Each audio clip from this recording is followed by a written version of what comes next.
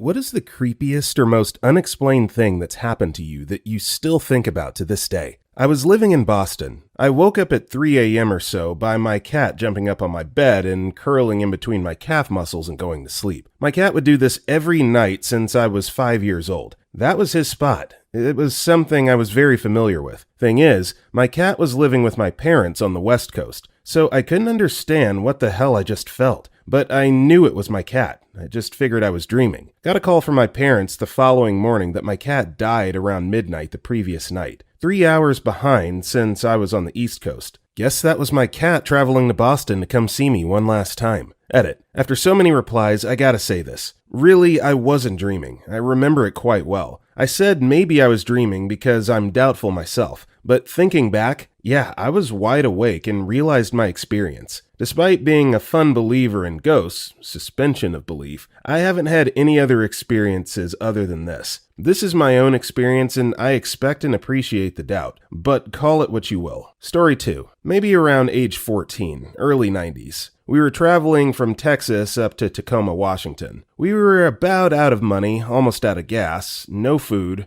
stuck in Chico, California. I sat in the car while Mom took my younger sisters to the restroom at a gas station. I was riddled with anxiety about our situation and looking down. The car door opened and I looked up. A lady that looked like a brown-haired Brady mom sat in the seat and faced me. She said, "Seems like you're down on your luck. Take this and give it to your mom. Tell her to pay it forward someday to someone who needs it." I looked down into my hand and there was a $100 bill. I looked up and she had disappeared. Nowhere in the parking lot, just vanished. I cried. When Mom came back, I told her what happened and she cried. We got gas. There was a guy selling oranges on the side of the road and we bought a bag and went to a local park that had a part of the river with a little spillway dam and went swimming and ate oranges for a couple hours before getting back on the road. I never saw the lady again, but she saved us, and we did make it up to Tacoma to start our new life. Thank you, stranger lady with invisible powers. We never forgot your kindness. Story 3. In college, I was roommates with my childhood best friend for about 2 years. We were very trusting with each other. We would go into each other's rooms freely and grab whatever we needed.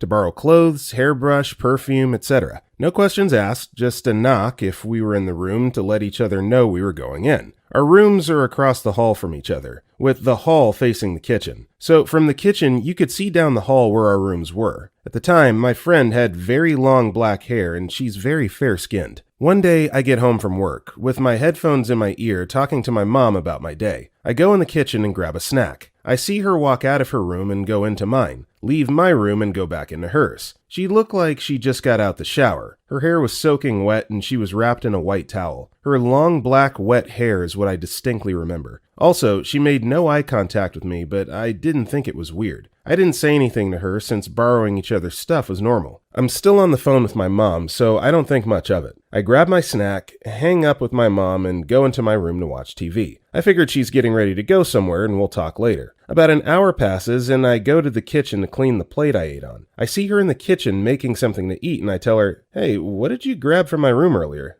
Did you find what you needed?" She looks at me like if I was crazy and says, "What are you talking about?" So I say, "Yeah, earlier when I got home, I saw you go into my room and grab something. Did you get what you needed?" Sorry, I didn't say hi. I was on the phone with my mom. She asked me if I'm sure I saw her. I said yes, 100%. She tells me to grab my phone and go to her car ASAP, that she needs to show me something. I had my phone on me and she grabbed my keys from the kitchen counter along with her purse and she drags me out the front door and into her car. She then tells me she got home maybe 5 minutes before we started talking. She had spent the night at her boyfriend's and hadn't been home all day, so she has no idea who I saw. I'll never forget the look on her face when she told me this. Complete fear and panic. She called the cops and they came along with the apartment manager. They checked the whole apartment and found no one. Nothing amiss. And they were in there a while, checking every nook and cranny. The manager got maintenance to change our locks and gave us new keys that day. My friend then tells me that for a week, she'd been hearing noises from her bathroom, like bottles moving, and when she went to check, she found nothing. I have no idea who I saw going in and out of our rooms, but it looked exactly like my friend. I don't drink or do drugs, not on meds. This was in 2014, and I still freak out when I think about it.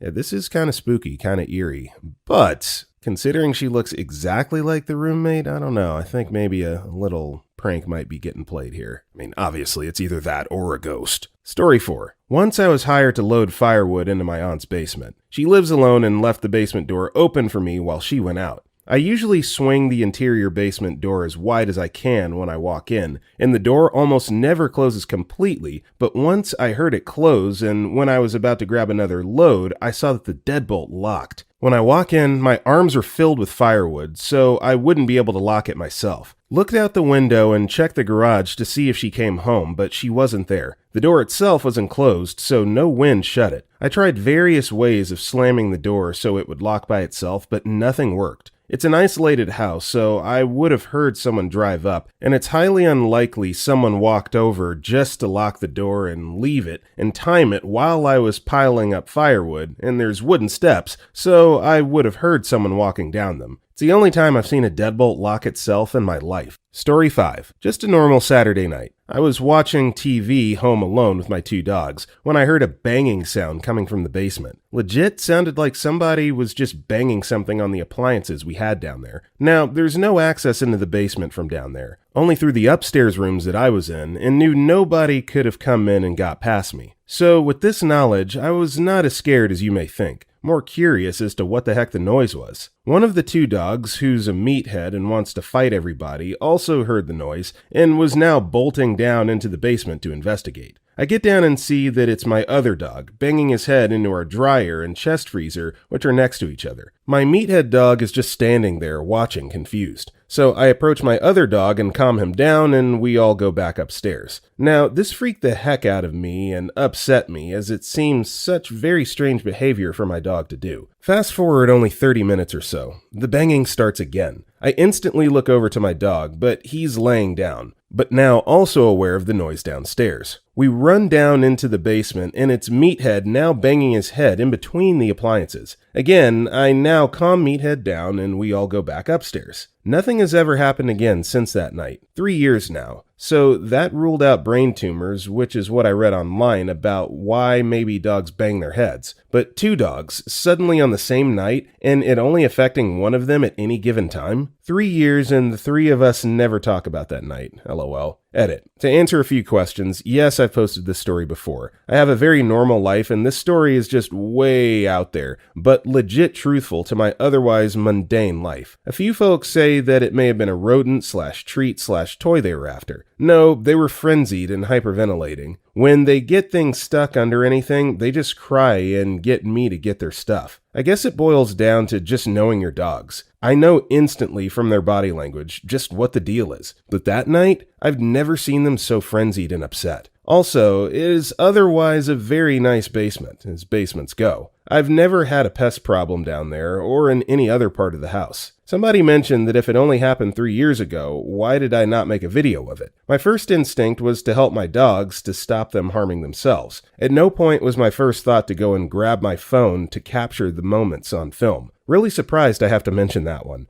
But people/keyboard/warriors. Story 6. I've shared this before, but it still confuses the hell out of my family. Edit. This happened last year. I copy and pasted it from my original post. The beginning of the story says last night, but this was almost a year ago. We moved out of that house about 6 months after this happened. My husband recently took an overnights job to help us out during COVID. He's only been there about 2 weeks and works evenings and overnights, 9 p.m. to 6 a.m. Last night was no different. He left home around 8:15 p.m. Our daughter, age 11, and I decided to make it a movie night. Around 11 p.m., I heard keys in my back door and the usual sounds my husband makes when he comes home. I creep out to the kitchen to make sure it was him, and it was. He told me he needed to grab his knee compression sleeve, walks down the hall, says hi to our daughter as he passes the living room, and goes upstairs. He came back down, gave me a kiss, and left again. We finished our movie and went to bed. In the morning, when he got home, I made a joking comment about him forgetting his knee sleeve. He was genuinely confused as I recalled the previous night. Our daughter confirmed everything I said, and he still was acting confused. I pulled up our security motion camera on my phone to show him when he popped in real quick. But there was no footage from the night before, or any other night, of him coming home after he's left for work. My daughter and I both heard him, saw him, and I touched him. But he was never home during that time. Nothing else out of the ordinary happened that night. We seriously have no idea what happened. Edit to clarify.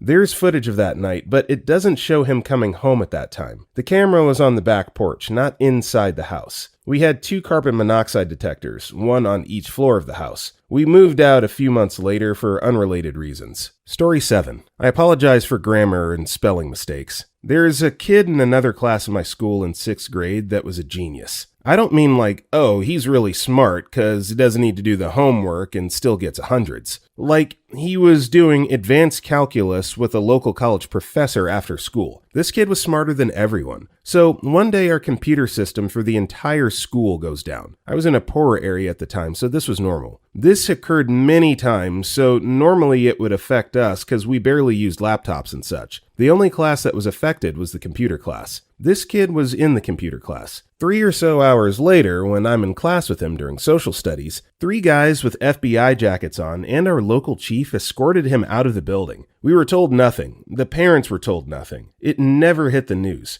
To this day, we have no clue what he did, except every single teacher I've asked about this says they were also told nothing. I haven't seen the kid since, and I can't find a trace of him going to another school or ending up in trouble. He just fell off the face of the earth with his parents. Yeah, forgot to mention that parents also disappeared, and no one really looked for them after a month or so. I still think about that kid. Story 8. My Nana, great-grandma, and Mum were very close, but lived overseas from one another my whole life. They talked on the phone every Sunday, but because it was an international call, it was extremely expensive. So they took turns calling every Sunday at 8 a.m. to make the cost equal. However, due to a 4-minute difference in clocks, Nana always ended up calling at 8:04. Also, the caller ID never showed up. Mum called on a Sunday, Nana died on a Tuesday. The following week, we're sitting at the table eating breakfast, and Mum notices it's 7:50 a.m. Nana would have been calling any minute. She gets emotional. I comfort her. Then at 8:04 a.m., the mother effing phone rings. The caller ID reads, unknown caller. We look at each other like, what is this, some sort of joke? She answers. There's nothing but static at the other line and some garbled voice recording.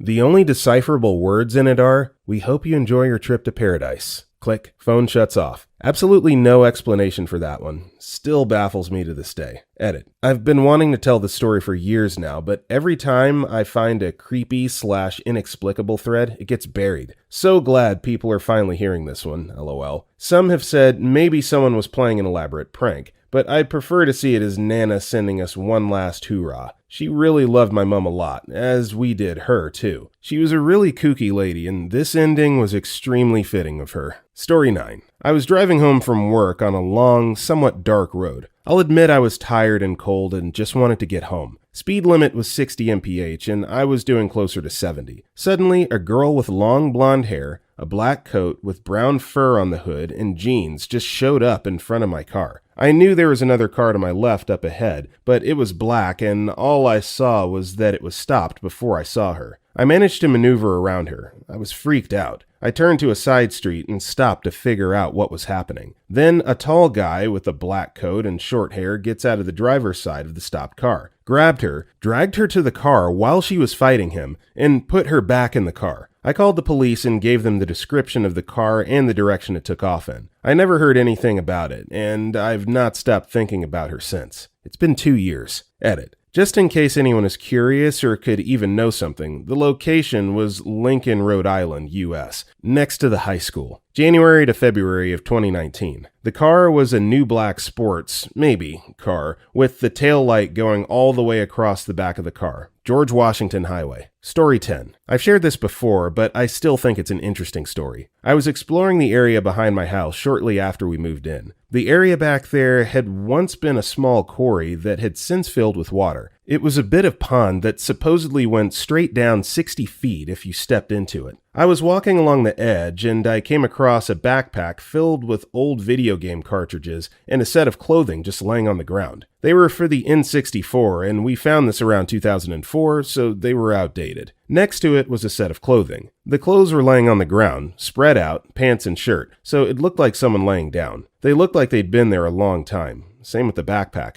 I told my parents and they called the cops. There had been no reports of missing children or anything in the area. We never got an explanation, but it was weird. edit, just to answer some questions. I don't think it was a prank. While we were new to the neighborhood, we were renters. Also, most of our neighbors were elderly. This happened in a rural Virginia town, and I can't imagine anyone wasting cartridges like that, since most kids were lucky to have an N64. No people, adult or child, had been reported by families or the neighborhood as missing for years. They never searched the quarry because they never had any reason to think there was something wrong. My sister and I went out there every day for a year or so and just avoided that spot because I was creepy. As far as I know, they're still out there. Story 11. My girlfriend and I are in a long-distance relationship. We typically take turns traveling between each other's countries, Australia and Canada. About 2 years ago, it was my turn to travel over to Australia to stay with her and her mom. For a bit of background, my girlfriend's room was built as an extension/add-on to their garage. So to get to it, you had to walk through their garage to get to her room. About a couple weeks into my trip over there, I wake up at around 1 a.m. and the room is just glowing red. I look up at the ceiling and I see this black figure crawling through the ceiling. It moved in such an inhuman way, almost like it was breaking every one of its bones to move. I start screaming, which wakes my girlfriend up, and she looks up at the ceiling and starts to scream as well. Instinctively, I grab my pillow and whip it at the figure. The next thing I know, everything went black, and I'm waking up a few hours later. My girlfriend is fast asleep, so I think it was just some weird dream. At that point, I have to go to the washroom, so I walk through the garage and try to quietly open the garage door to get into the main house. Previously, her mom had mentioned that she was getting annoyed with us staying up late at night and going through the garage door to use the washroom. Since her mom's room was down the garage door hallway, each time we would open it, the door would click loudly and wake her up. So I'm standing there at the garage door and I try to open it as quietly as possible. As I turn the handle and the door clicks, I push it open. Her mom just starts screaming at the top of her lungs. I thought it was out of rage for waking her up, so I immediately close the door and speed walk back to my girlfriend's room. I climb into bed and gently nudge her awake to tell her that her mom is screaming. She gets up and goes to see whether her mom is still angry and try to de-escalate the situation. About 20 minutes goes by and my girlfriend comes back into the room completely silent. She asks me if I saw the room glowing red earlier, as well as a figure on the ceiling. I say yes, and she goes wide-eyed and says she thought it was just a dream too. She then says that her mom wasn't screaming at me. Apparently, when I opened the door, it did wake her up, but when she woke up, there was a black figure standing at the foot of her bed, and it was slowly moving towards her. She then experienced a blackout as well, and was woken up by my girlfriend checking in on her. Yeah, the entire house slept with the lights on for a month after that.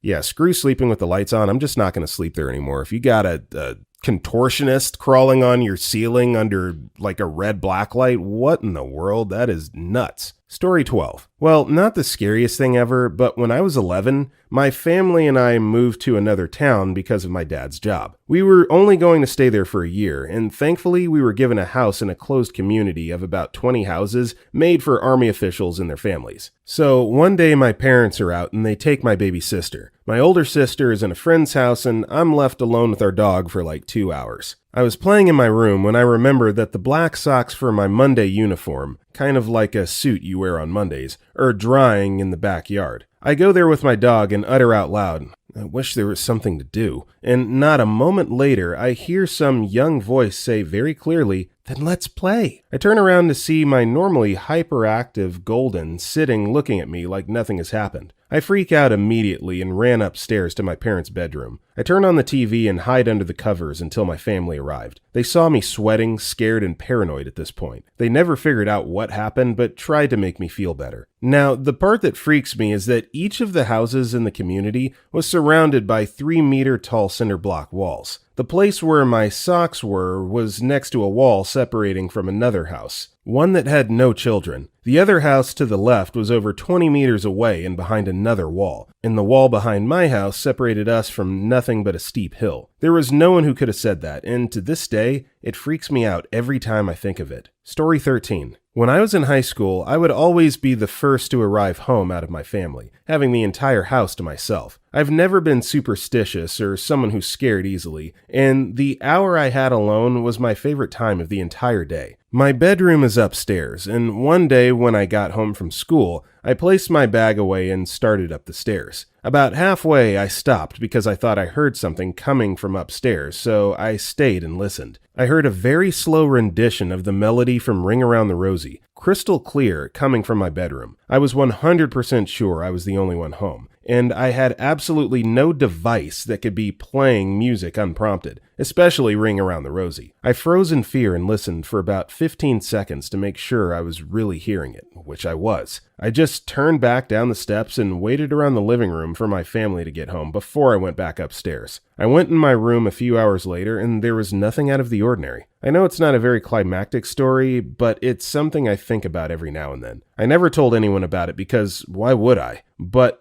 that was the first time something truly strange happened to me. Story 14. We had a rescue dog years back, terrier mix. We lived in the countryside on a wooded hillside and owned about 5 acres of woodland and rough fields, mostly wild. This dog loved to be up there chasing rabbits, but loved her home too, so would never be gone for very long. One day she went missing. We took our other dogs up there and searched thoroughly, but nothing. We had another friend bring his dogs. Nothing. We advertised, put up posters. We did little but search high and low for 6 days, but nothing. On the 6th day, we had pretty much given up hope, but I decided to go up one last time because I had a hunch, a tickle in my belly, about one particular area which had already been thoroughly searched. I took a sickle and a pair of gardening gloves and hacked my way towards the center of a huge bramble patch. It was summer and all I could hear was bird song and insects, but suddenly I heard a muffled yip. I called her name and then heard her again getting excited. She was deep underground in a rabbit warren. I stayed calling to her until help arrived. The local fire brigade were kind enough to come and help and advise, and we got her out eventually. She ran around like a demented muddy pup, and amazingly, the vet said she was basically okay. Had probably been getting enough moisture from eating mud to keep her alive. I'm not generally a fanciful person, but I just knew in my knower she was there. No explanation for it. Story 15.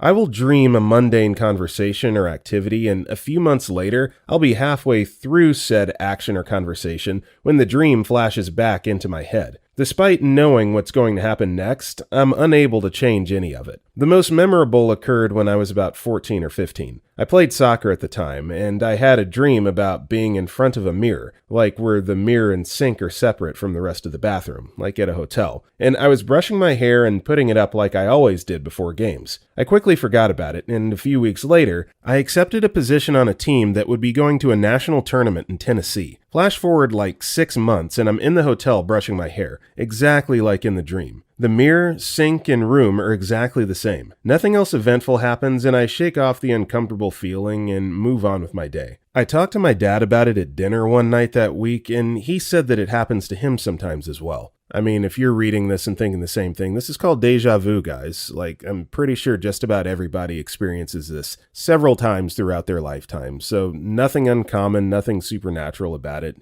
Deja frickin' vu. Story 16. In high school, AOL was new and chat rooms were super popular. I was 16 when we finally got the first PC and AOL and the whole works. Creepy old men would lurk in generally teenage-run chat rooms because creepy old men. Some guy started messaging me. He was in his late 30s, but it was the internet. Who knows if he really was? He could have been 78 for all anyone knew. I was a teenage girl. Why would I be interested? So I told him to not talk to me. He then made a fake account claiming he was a teenage boy, that then he started talking like he did before and I caught on. Why so much effort to talk to a plain 16-year-old? I filed complaints, but only so much can happen when he hasn't really done anything illegal. Whatever. So one day, my parents are out and my brother is gone. The home phone rings and it's him. He tells me he knows I'm alone. My parents are out. He knows what my house looks like. He describes it over the phone. He tells me he could easily come to me if I asked him. I told him I'm not amused and to just stop. He disappeared after. No idea. It was just weird. Still no clue. Edit. Well, crap, I had no idea this would gain any type of attention, let alone this many comments. I sincerely have no idea what happened. Maybe he was an expert mind effer and he was experimenting with how to really mess with someone. It worked though. I really have no idea who he was or where he lived since the internet was new and the accessibility to find information wasn't what it is today. He could have been a teacher, a 67-year-old man, a strung-out whack job down the street, a truck driver, who knows? I just find it unbelievable that he disappeared and that he tried so hard to creep on a teenage girl. Ew. Story 17. We used to have a night out every Christmas with the lads from high school. We went back to one of the lads' houses and we were all drunk having a good time when one of the lads pointed into the kitchen and said, "Who's that?" The kitchen was like a box room. You could see the whole room from the doorway. I had my back to the wall where it was and turned to look in. The lights were off and there was no one there. We all looked and said, "What are you looking at?" He was adamant and just sat pointing and just said, "No, who are those two there?" The lad whose house it was looking in and turned on the light, and again, there was no one there. And we all said, "Are you okay? What are you on about?" He said, "Look, that fella's leaning on the worktop and the other is leaning and pointing and laughing at me." We all kept saying there was no one there. After a back and forth for about 10 minutes, he was describing what they were wearing, etc., and then the lad who could see these people realized we couldn't and started freaking out, tearing up and shaking uncontrollably, saying he had to get out of the house.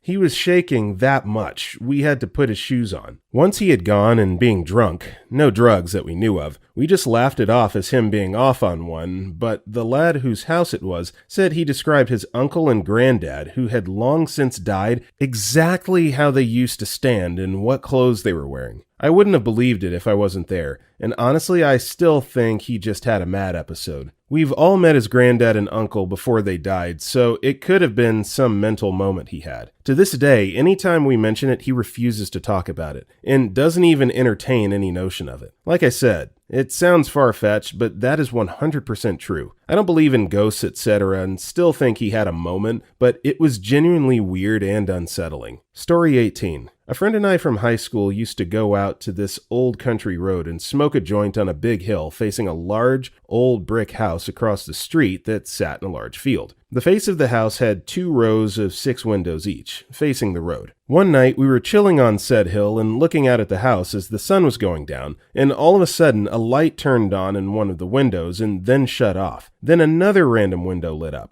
then shut off. It kept going, faster, faster. A window would light up and shut off and then go to another. It did it for about a minute and eventually was doing it so quickly it couldn't have possibly been a person going room to room or even a person with access to multiple switches at one time. After about a minute of speeding up to random flashes, it stopped. It simply didn't make sense. We both saw it. We talked about it many times afterward. The only thing we can figure is if the homeowner had some kind of automated lighting system hooked up to all the rooms and was messing with us. Other than that, I have no idea. Sketchy AF though. Story 19. My grandma and I both saw a dead person in our laundry room once. So, the laundry connected to the kitchen by a doorway. The doorway connected to the living room too. One afternoon, Grandma needed a hamper, so I followed her to the laundry. We saw the dead person as soon as we stepped foot in that doorway. It looked to be about my height. I was 6 or 7-ish, and totally black. Not as in a black person, but a literal black coating on its skin. It was slumped near the washing machine. We only saw it for a split second, enough time to register that it was there, and then it was gone. I remember my grandma saying, "Did you see that?" and laughing it off. She got the hamper and did her thing, and I just avoided the kitchen for a while.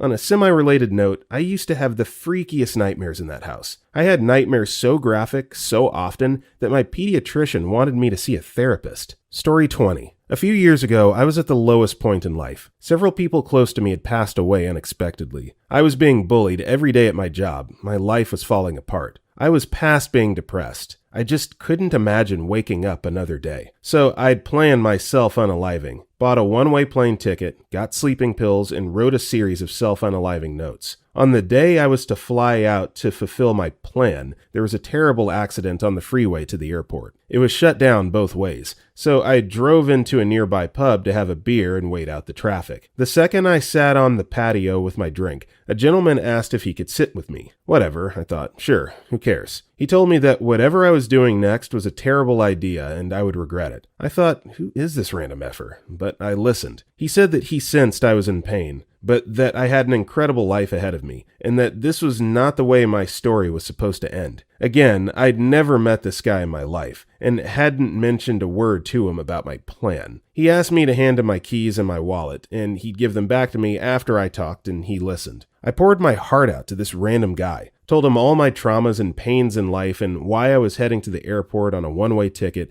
to unalive myself in a cemetery across the country where my family was buried. He just listened, and then he pulled out a lighter, asked me to pull out my self-unaliving letters, and helped me burn them. He told me I was worth so much to the world and that after I finished my drink, I needed to head home and get some sleep. He told me I was going to be okay tomorrow, and I believed him. He then gave me my keys and wallet back. I left that afternoon and went home, hugged my family, got some sleep, and the next day, I started working on myself, finding a therapist, a new job. Years later, I'm in a fantastic place in life, so far from where I was that day. To this day, no one in my life knows how close I came to unaliving myself, but this random stranger just somehow understood me and saved my life. I never saw him again. I don't even know his name. It's the most unexplained thing that's ever happened to me, and I think about that guy every day. So thank you, kind stranger, for saving my life that random September day on a pub patio. Story 21. When I was in 3rd grade, I moved to a new town and into a new house. We lived in a camper in the backyard of the house while we renovated it. It was a pretty old house. Anyway, during renovation, we found all sorts of stuff in the walls, old bottles, old pair of glasses, letters, old newspapers, old pictures of children, and school clothes. There was a 2-story house, and the stairs were kind of a focal point of all sorts of creepy stuff. So once you got to the top of the stairs, there was a little landing before it went into 2 bedrooms. At night, we would always leave the light on in the landing in case we had to get up to use the bathroom. Me and one brother shared a room, and the other room was for our older brother. I refused to sleep upstairs due to how creeped out I was, so I always slept downstairs on the couch. One weekend, my sister, who's older than both of my brothers, came to visit and was in my oldest brother's bedroom alone, as we were all at school and my mom was at work. As she was sitting up there watching TV, she heard footsteps coming up the stairs and called out as she had thought my mom was home early from work. No response other than the footsteps turning around and heading back down the stairs. When she got up to look, there was no one home and all doors locked. It doesn't stop there. My oldest brother was left home alone for a week while me and my other brother and mom and dad went on a week-long vacation. Naturally, he had his girlfriend over for a couple nights to keep him company. One night, she got up to pee around 3 a.m. and went downstairs to the bathroom where she said she heard children whispering. A couple nights later, around 3 to 4 a.m., the girlfriend woke my brother saying someone was in the house. They heard footsteps coming up the stairs. Since the light was on in the landing, they could see a shadow underneath the door, like someone was standing there, and the doorknob began to shake. Luckily, it was locked. They both started to freak out, and my brother jumped up out of the bed. We had some of those dumb display samurai-type swords that aren't even sharp, and he grabbed one of those and went towards the door. They heard more footsteps running down the stairs, and he bravely or stupidly followed down the stairs, where he was met with an empty house. All windows and doors closed and locked. He called the police, but nothing came of it. Story 22. Back in about 2008, I lived near my college in an apartment. My apartment was set back from the main road quite a bit and was in a wooded and hilly area. One night, I was out running near sundown. I'm at the bottom of a hill that's behind my apartment, so it was near the end of my run. I look up ahead at the top of the hill and notice 3 guys on bikes just sitting there. Being a 20-year-old female, my spidey senses start tingling. I tell myself I'm psyching myself out and it'll be fine, so I keep running. I'm about halfway up the hill. The 3 guys are still just sitting there, facing my direction. I don't have a phone or anything and nowhere else to go, so I tell myself I'll just run as hard as I can and scream if I need to. Suddenly, I hear something coming up beside me. I look to my right and I see a German Shepherd. He's running alongside me. I've never seen this dog before in my life. I can't explain it, but I just knew I'd be okay now. I continued running up the hill with this random dog beside me. When we're approaching the guys, this dog gets slightly ahead of me and runs directly in front of me instead of to my right. He gets to the guys and stops dead in his tracks. I continue running and past the guys without even making eye contact. Once I'm past the guys, the dog catches back up to me and continues running alongside me. He stays with me until I take the turn into my apartment, that's very well lit, parking lot. He disappears into the trees as quickly as he appeared. I took that route at the exact same time every single day after that for weeks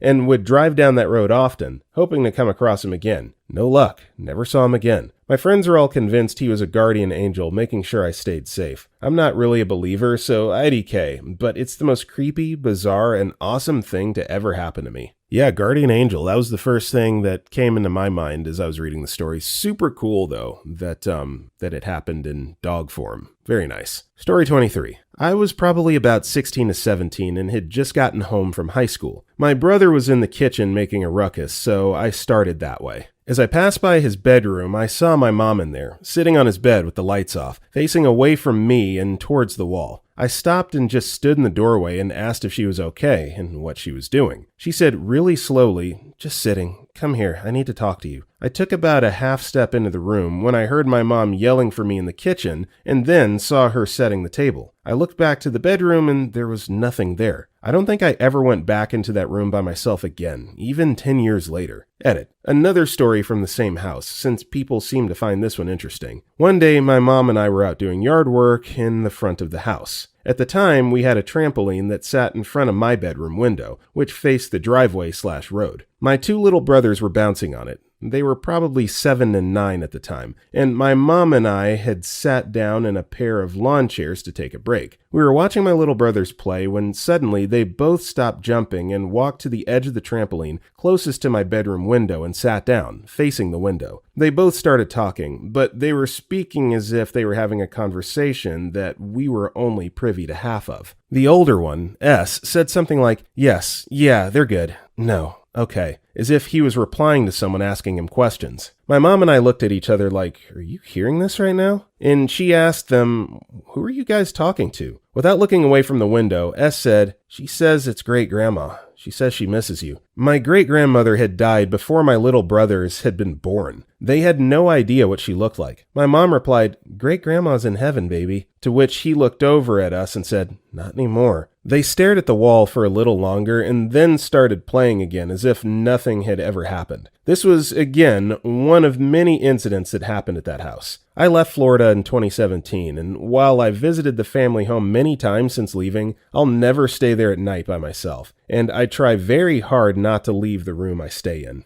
Story 24. I was walking my dog once around the pond in my grandmother's condominium gated community. It was supposed to storm that night, so it was windy all day, like tree branches violently flailing around and small items being blown away. I got to the front of my grandmother's building. There wasn't a soul in sight, and suddenly it got really quiet, which was weird because it was literally windy all day, but the wind suddenly stopped. I sort of looked around and felt off. It was the kind of quiet you could hear. Suddenly, a big gust of wind comes in and my dog starts freaking out. I tug him to come towards the building so I could put the code in to get us inside when suddenly I hear a voice go, "Hey," right behind me. It felt like it was right next to my ear. I turned around and there still wasn't anyone there, and my dog was still freaking out. So I dragged him inside, ran up the flight of stairs to my grandma's condo and locked the door. I still have no idea what happened to this day. Edit. I should mention the gated community has a lot of buildings with geriatric folks living in it beyond my grandmother's condo. The area was used during the tuberculosis outbreak to bring patients to basically die, and they would cremate their bodies in a now abandoned building at the center of the gated community. I've also seen shadows in the window of a tower whenever I went to the park nearby. Story 25. A few years ago, I took my dog out for a walk at night. The apartment complex I lived in at the time had enough light outside, so I was never scared of going out for a little walk. One night, as I walked down the stairs, I noticed a large brown furry thing under the stairs. I know for a fact there was 3 thin bushes under those stairs, but that night, Whatever that thing is was in between those bushes. I was too afraid to inspect it, so I walked the dog around the neighborhood for 5 minutes. When I got back, the large brown thing was gone. I stood there for a second before gathering up the courage to go up the stairs. My dog, however, refused to go. I scooped him up and ran up the stairs into the comfort of my own home. A few days later, I sat in the living room minding my own business. From the corner of my eye, I saw something brown and furry crawl from the ceiling into my room. That night, I had a dream I was being attacked by an unknown creature. I covered myself in my blanket, and it scratched and tore at it, yelling obscenities at me. I got angry and launched myself at it,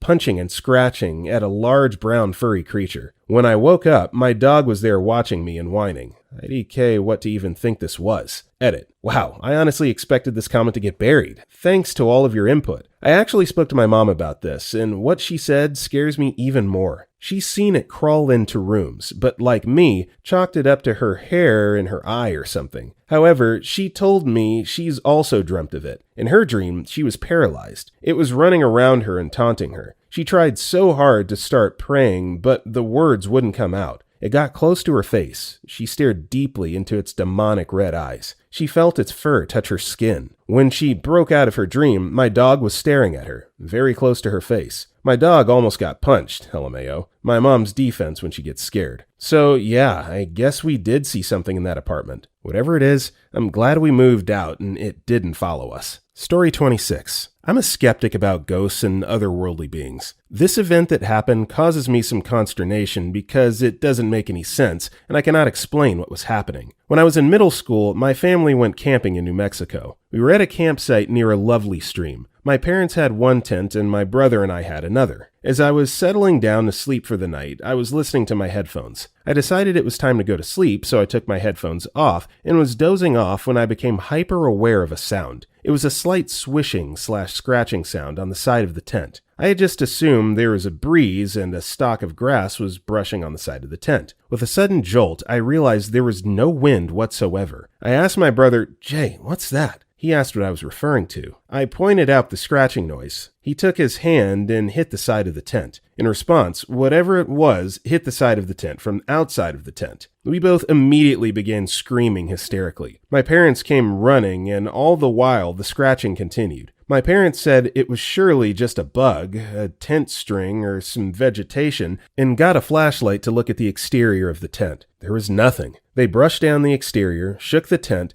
took everything out of the tent and shook it. The noise continued. I was completely in pieces, so I went and slept in my parents' tent, and my father slept in the kid tent. My brother and father reported that the scratching continued all night long. Still puzzled and freaked out by this experience. Story 27. A couple of things happened to me and my housemate when we moved into the top apartment in an old building in Europe, right next to a forest known for witchcraft. The locals even have a witches' parade every year. It's a harmless bit of fun. The apartment was huge. 3 bathrooms, 2 bedrooms, a study, 2 living rooms, a living space, a kitchen, 2 balconies. The bigger one was upstairs, across from a door to the attic that ran across the entire house. It was dark and full of a lot of old stuff, like from a century ago. We found porcelain, really old wooden furniture, and a doll neither of us wanted to touch. There were also some children's slippers and black and white pictures of a child from when the town still had carts pulled by oxen. It was a wonderful place to live, and the cheap rent made it wonderfuller, but both of us were mildly creeped out in the beginning. We used to hear stuff while in our rooms,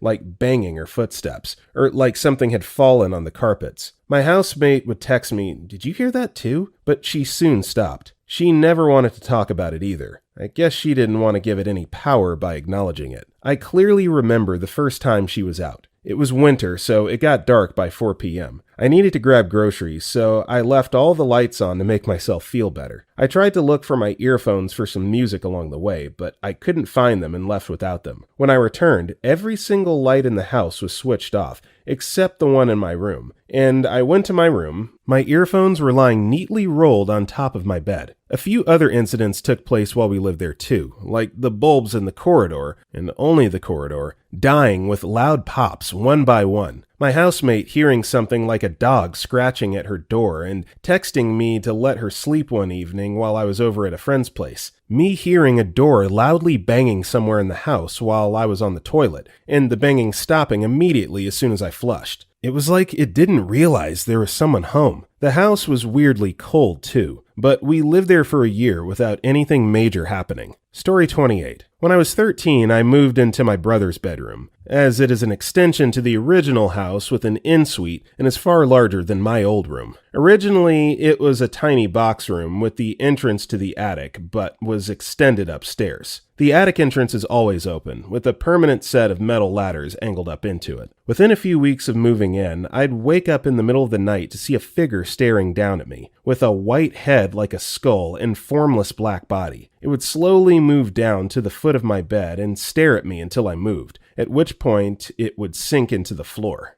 Just sleep paralysis, right? And I'd begged to move into the room and had just got it set up, so I wasn't going to leave. I didn't really talk about it to anyone. It gradually became less frequent over time. 8 years after this, my brother mentioned at a get-together that he used to have a sleep paralysis demon when he lived in that room in a half-joking, half-freaked-out way to other people when the topic of them came up. He described the exact same effing thing. Neither of us mentioned it to anybody else at the time it was happening, so we have no explanation for us both experiencing the same thing. Story 29. I, F27, was training to be a nurse. Here in Germany, you have to visit and practice a lot of places. I was working at a hospice, a place where the terminally ill patients can stay until their last day. I was there for 8 weeks and was in my last year of studying. I was doing a round, checking on everyone, making sure they're not in pain, needed any help, or just to talk. One patient, a woman who was there for days, had a different breathing, and I called her husband, who was in the group room. Don't know how to exactly describe it. She had her final breaths, while her husband was holding her hand. It was peaceful, and I know she was gone. At this moment, another patient made a call. We had phones, which would ring if someone requested a nurse. I excused myself and left her room. Deep breath and going to the patient who was calling. I entered and smiled. "How can I help you?" The man told me his guest would like to know where the exit was. I was a little confused because he hadn't had any visitors that day yet, so I asked, "What do you mean?" Maybe I just didn't see anyone because I was for half an hour with the dying patient. And he answered, "Well, this lady here, she wants to know where she could get out." I went pale, blood falling into my knees. I was shocked. I stuttered while opening the window.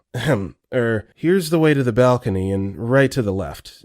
Down the stairs is the door. I'll get you some water. Left the room and was hardly breathing, leaning against the wall. Was standing there for 5 minutes. One of the nurses saw me and asked if I was okay. I told her what just happened. All she did was to smile and say, "Yes, that kind of stuff happens a lot here." A few hours later, I asked the man if the guest found the way out. Him. Yes, she did, and said thank you for everything. I had to process that for days, weeks, months. I still can't believe it, but I'm sure since then that we carry a soul. Also, some nasty, ghostly other things happened to me and my colleagues while working in an ICU. Story 30. A lot of weird stuff has happened to me in my life, so either I'm haunted by some trickster god type of crap, or stuff just tends to get strange naturally around me, and I'm too stupid to figure out what's going on. I've chosen 3 things that I absolutely can't explain, and had other people witness it. The first story takes place at a friend's apartment around 15 years ago. We were watching TV and just talking,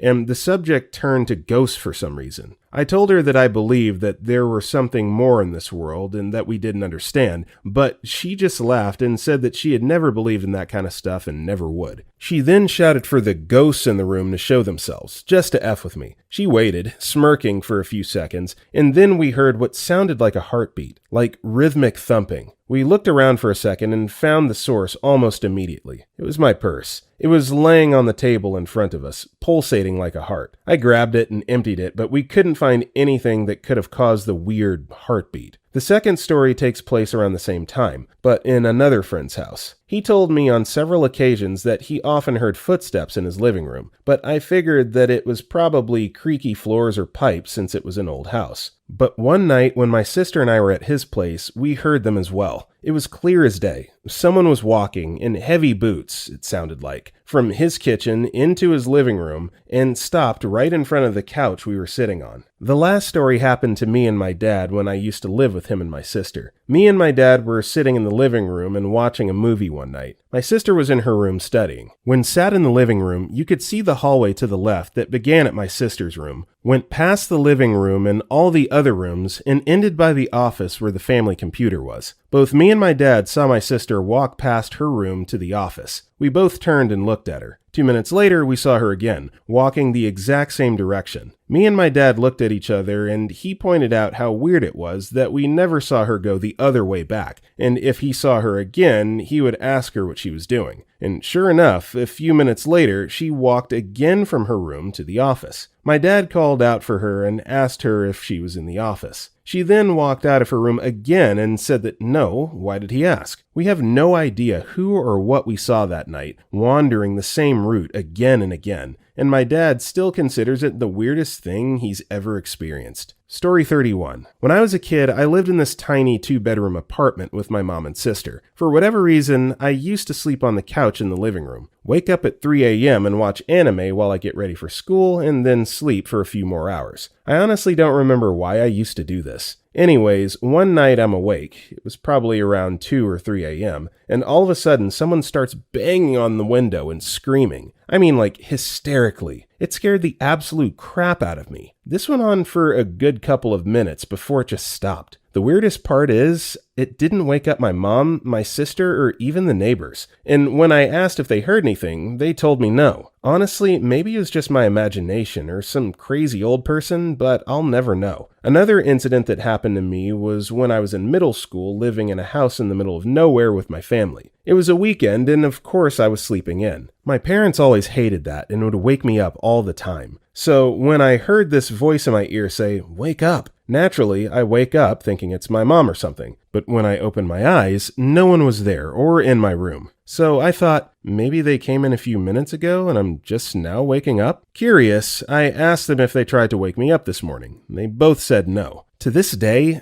I'm not sure if I was just hearing things or what, but it still freaks me out. Story 32. I was about 7 or 8, and I was at a housewarming party at my aunt and uncle's new house. It wasn't extravagant. It was a lower to middle class mobile home in South Carolina. Wasn't really a big party, just the family, some barbecue out back, red Solo cups, all boxes in the garage, and not even distributed to their proper rooms. The only things that were unpacked and where they should be was the furniture. So anyway, 2 of my cousins were there, and one of them had a friend over, and we were all playing together, some made-up fantasy game where we were pretending to be princesses or something. All of the adults were out back drinking, and I emphasize, there were only 4 people inside the house. Me, my 2 cousins, and the friend. The house was set up in such a way that the kitchen was the first room you walked into from the front door. Then there was the living room. Then past that was the hallway with the bathroom and bedrooms. I was in the living room on the couch because that was the princess's bedroom, and I was kind of just sitting there idle while the others got snacks. With no warnings or no other sounds, every single one of us hears a female voice let out an ear-piercing, gut-wrenching, overall horrifying scream in the bathroom. It was clear as day, and it was so loud and sudden that it made me jump, as the living room was right next to the hallway. My cousins and their friend run out from the kitchen and look at me sitting there, and then we all run from the living room into the bathroom. Not a single person is in there, and nothing is displaced because there wasn't anything unpacked anyway except the toilet paper. We turn back around to see about 3 adults coming in from the back door because they had heard it too, coming from inside, so it wasn't any of them. What gets me about it is this. We have all since entertained the idea that it was a prank no one has fessed up to yet, but in order for it to have been a corporeal being, they would have had to somehow get into the bathroom without me seeing them from the couch, screamed, ran out of the bathroom to either the back door without any of the 4 kids in the living room seeing, or out a window in one of the bedrooms. All of the bedroom windows were locked from the inside, so if they escaped that way, someone would have had to lock it and go out the back door, which again we would have seen. One of the creepiest things that's happened to me. And before you cry, speaker hidden somewhere, that was one of the first things that my uncle checked for when he ran inside and was told by us that none of us had done it. Me and my cousins think it's either something supernatural or something that the adults did. And all of the adults that were there think that one of us screamed and lied about it because we were all in the bathroom when they came in. Either way, the mood at the party was killed really fast after that. Everyone was confused and a little on edge, and there wasn't any of that self-satisfied undertone that someone who just played a really good practical joke would have been showing. It was a pretty blood-curdling sound. Story 33. My last year at uni, I lived in a 4-bedroom house with a ground floor, then 2 floors with 2 bedrooms each. My friends had the first floor bedrooms. I was on the second floor, and the bedroom next to me was empty because the guy who had rented it was staying with his girlfriend. I don't think he ever slept there. My bedroom and his had small crawl space cupboards in the corners. I come home from uni one day to find my friends discussing noises sounding like footsteps that they've heard from my floor at night when I was asleep. I laugh because apparently these noises are loud and I've heard nothing. Because I don't believe them, I offer to go look at the crawl spaces. We go upstairs. I open the door of the empty room, and right as I open the door to the crawl space in the other corner of the room slams shut. We freak out. There's no reason for that door to have been open in the first place, so we grab kitchen knives, hole up in one of their rooms, and wait for a friend to come back and check the cupboards and attic. We never found out what those noises were, but it was the scariest thing that happened the whole year we were there. Story 34. A ghost saved my life in a haunted old Shakespearean theater by telling me that a plank that edged along a wall, which was the only way to get to the furthest corner of the building, 60 feet above the stage, was missing a section, and warned me that I would die. 1985. I had worked there all summer when I was 17 and had never seen this guy before. I had landed a cool job as a stage operations crew the summer after high school and worked the upper theater high above the stage on the catwalks. I was working in a far corner of a theater's rafters through my lunch break so I could leave early that day, and was asked to walk off the catwalk, cross a wooden plank, and drop a rope down, and pull up a larger rope to tie off on the rafters. We were getting ready for the season, and slowly stringing lights and scenery to the drops that were bars on pulleys and counterweights. As I left the decently made catwalk, I stepped onto a plank and couldn't see the middle of the building, but could see a plank rising upward on the other side of the darkness. Okay, it must hit a platform there at the bottom and go up again, I thought. I walked 4 to 5 steps down into a very dimly lit part of the rafters on the plank when a man stopped me. Turn around slowly. The plank is missing. No light. Get light. Fine, I said in a sarcastic teenage voice. I turned around and got back on the catwalk, walked to the ladder and climbed down to the stage to get a flashlight. My boss asked, "Why are you down here?" "I need a light, and your guy said a plank was missing and to get a light." "What guy? You're the only one up there." "The old guy with the beard and wool cap." My boss, who headed the technical/carpenter/electrical part of the theater, was in his late 60s and had worked in that theater for nearly 40 years. He looked amused at first, laughing at me, asking, "How'd you know about that?" "Know about what?" "I came down for a flashlight so I could see." "You're serious? You saw him?" "It must have been 1954, and a rigger fell from the rafters and died. He fell all the way to the stage. I think his name was John. In 74, my assistant made up a story about talking to him, but back then we were all smoking something." "What are you on?"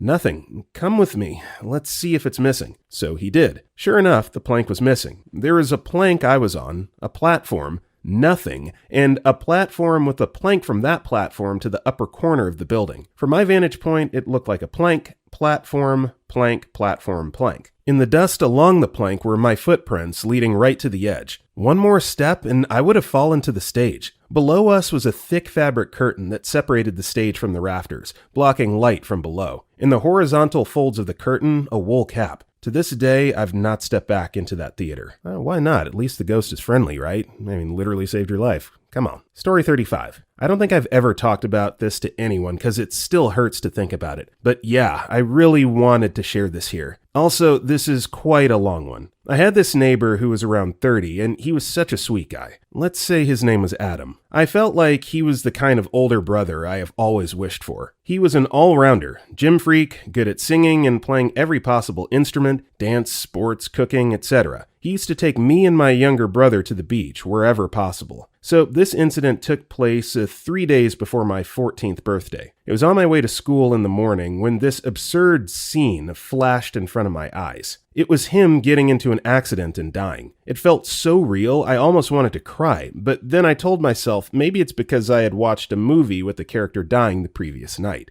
I continued with the day, and it was almost 8 p.m. when my parents got a call from someone. I could see their face change expressions. Once the call ended, they said they needed to go somewhere and would be back in a while. I wasn't sure what was happening, but I felt that something wasn't right. Next morning, I woke up to the worst news of my life. Adam was no more. Apparently, he met with a major accident the previous night and died on the spot. I don't know how to react because a few hours before he died, I did have a bad feeling. For days, I couldn't even sleep, and I blamed myself because I felt like maybe I could have warned him about it, and maybe he would still be alive. It's been almost 7 years since this incident took place, but every time I think about it, my heart aches, and I still wish he was alive. I still can't figure out why I had that sort of a feeling hours before it actually happened, and it scares me. Story 36. So, my brother, myself, and our friend were driving through Vermont, heading to a cabin to go snowboarding for the week. I was sitting passenger in my brother's car when I noticed a bright red light. It's night in the sky. It was coming from deep in the woods, but was shining in a huge dome shape. The light seemed to be restricted to the dome. The light did not seem to travel far, but it was very bright. We were so baffled, we pulled over at this small gas station on the road to get a better look. There were about 6 other people who seemed to live there also looking at the light. They were telling us there was no buildings or factories out there whatsoever. As our conversation continued, the light seemed to diminish, but then almost imploded on itself and burst out with a huge white light that lit up the sky and surrounding area. Then, about 10-ish seconds after this change, a huge wind gust came at us from the direction of the light. I'd say it was about 15 to 25 mph winds. I hike and just making comparisons to the wind on mountains. Then the light just began to fade away, so we hopped in our cars and kept going. The light didn't fully diminish for about 10 minutes. Craziest crap ever. Story 37. I was in 9th grade and my friend, Donna, invited me to accompany her and her parents to a barbecue at the Up North vacation home. It's a Michigan thing, of one of her relatives. I'd never been there before, had never met these aunts, uncles, and cousins. There is a badminton net set up on the property, and since Donna and I had recently had a badminton unit in gym class,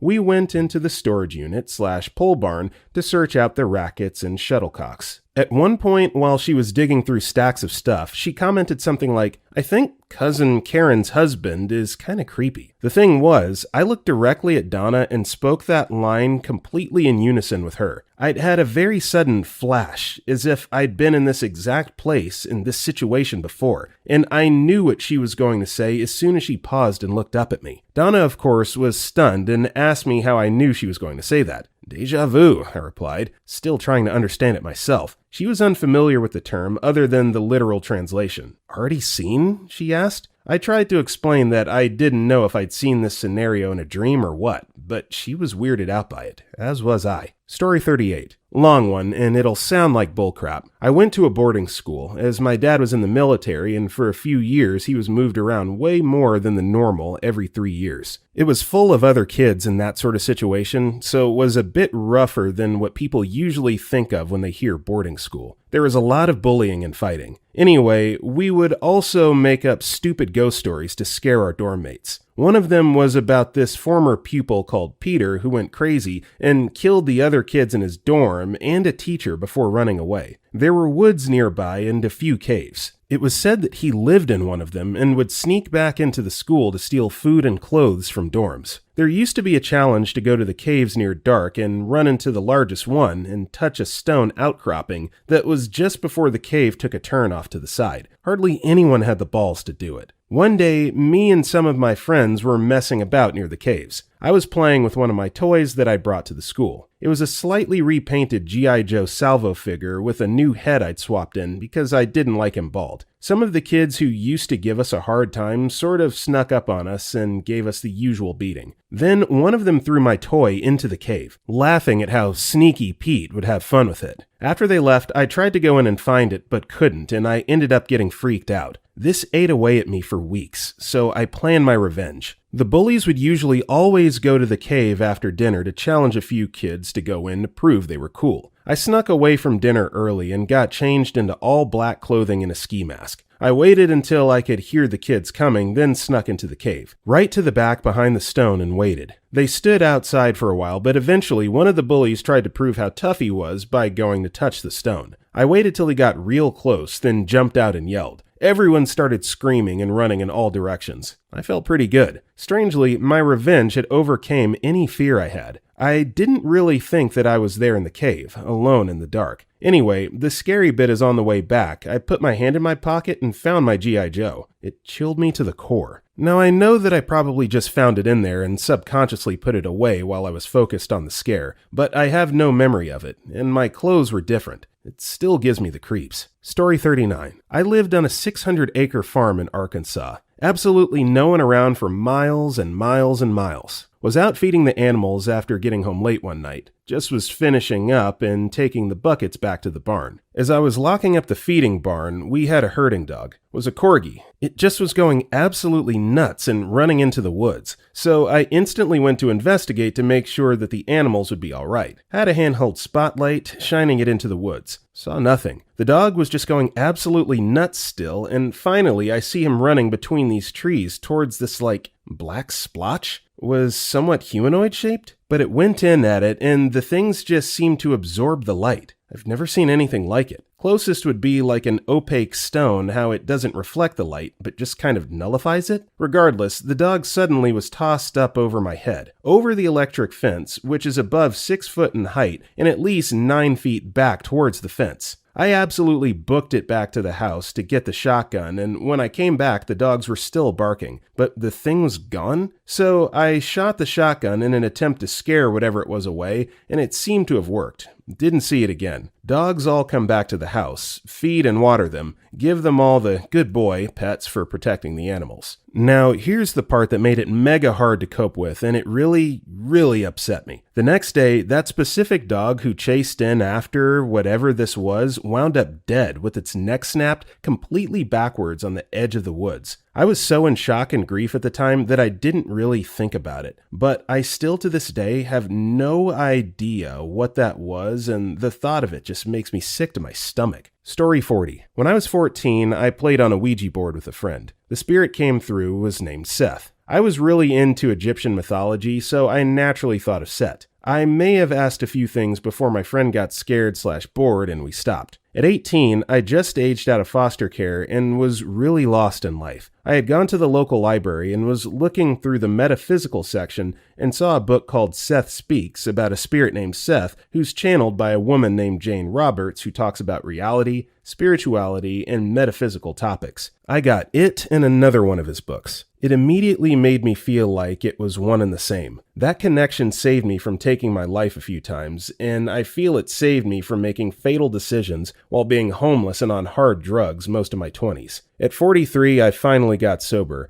and had a revelation about Seth. I was 2 years sober and had one of his main teachings come screaming through my head. You create your own reality. Sober for a few years, lost 200 pounds, got off disability and promoted at work. Ended a 30-year depression. Changed my life. Story 41. Okay, so I've posted this on sleep paralysis subreddit, but haven't had much response. It's my only explanation, which makes remote sense of it all. Happened a long time ago, but I just now remembered it. I've shared this story to a friend only once and never spoke of it again, because logic tells me my mind was hallucinating and it was probably just sleep paralysis, even though it still freaks me out. Story. I was 12 or 13. My family goes to Vietnam every year or other year since I was young, and we would stay at a random family member's house to save money from hotel costs. My family is huge. Anyway, location this time is at my uncle/aunt's place in District 2. I'm just a kid, so I share a bedroom with my cousins, aunt and uncle, while my mom, dad, and brother share another room next door. These bedrooms are upstairs.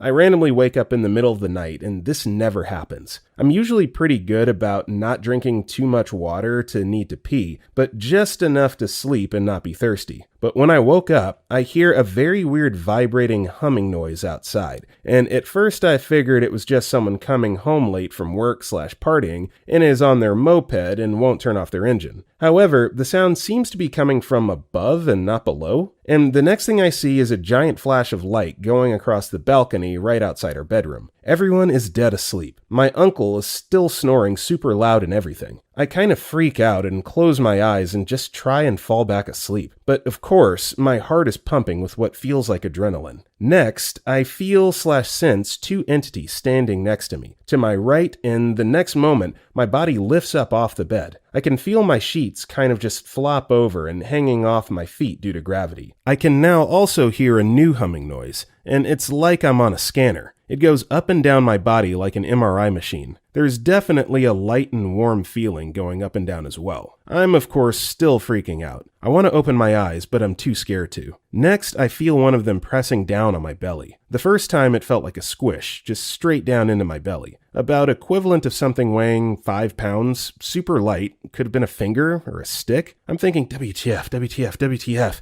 at this point and still freaking out. My heart is racing like crazy. Then, the second time they poked me there, it went super hard. Definitely felt like a sharp stick/pipe pushing down on me with the force of intending to pierce through. I'm now trying to scream and open my eyes, but my eyes are now locked shut. I can't open them, and my scream sounded muffled, like I'm screaming into a pillow, and the pillow has a vacuum abyss that returns no echo. I try again and again to move any part of my body, to scream and make some kind of noise, but all in vain. This goes on for a solid 15 seconds of excruciating pain, until one of my cousins turns in their sleep. I can hear our bed creak a bit, and I'm returned back to the bed softly with the force of my belly releasing. As soon as my back hit the bed again, I open my eyes to see these entities I sense next to me, but they're gone. And the next thing I see when I sit up is that same flash of light, but disappearing, along with that mysterious humming sound going off in the distance. I look around the room for any signs of anyone noticing anything at all. My uncle is still snoring loud as ever, and everyone else is also still sleeping. I'm now in a sweat, heart still racing. I stayed up for the rest of that night. Writing this story, I'm shaking remembering it very vividly, like it just happened. Someone please tell me I just experienced a random case of sleep paralysis, please.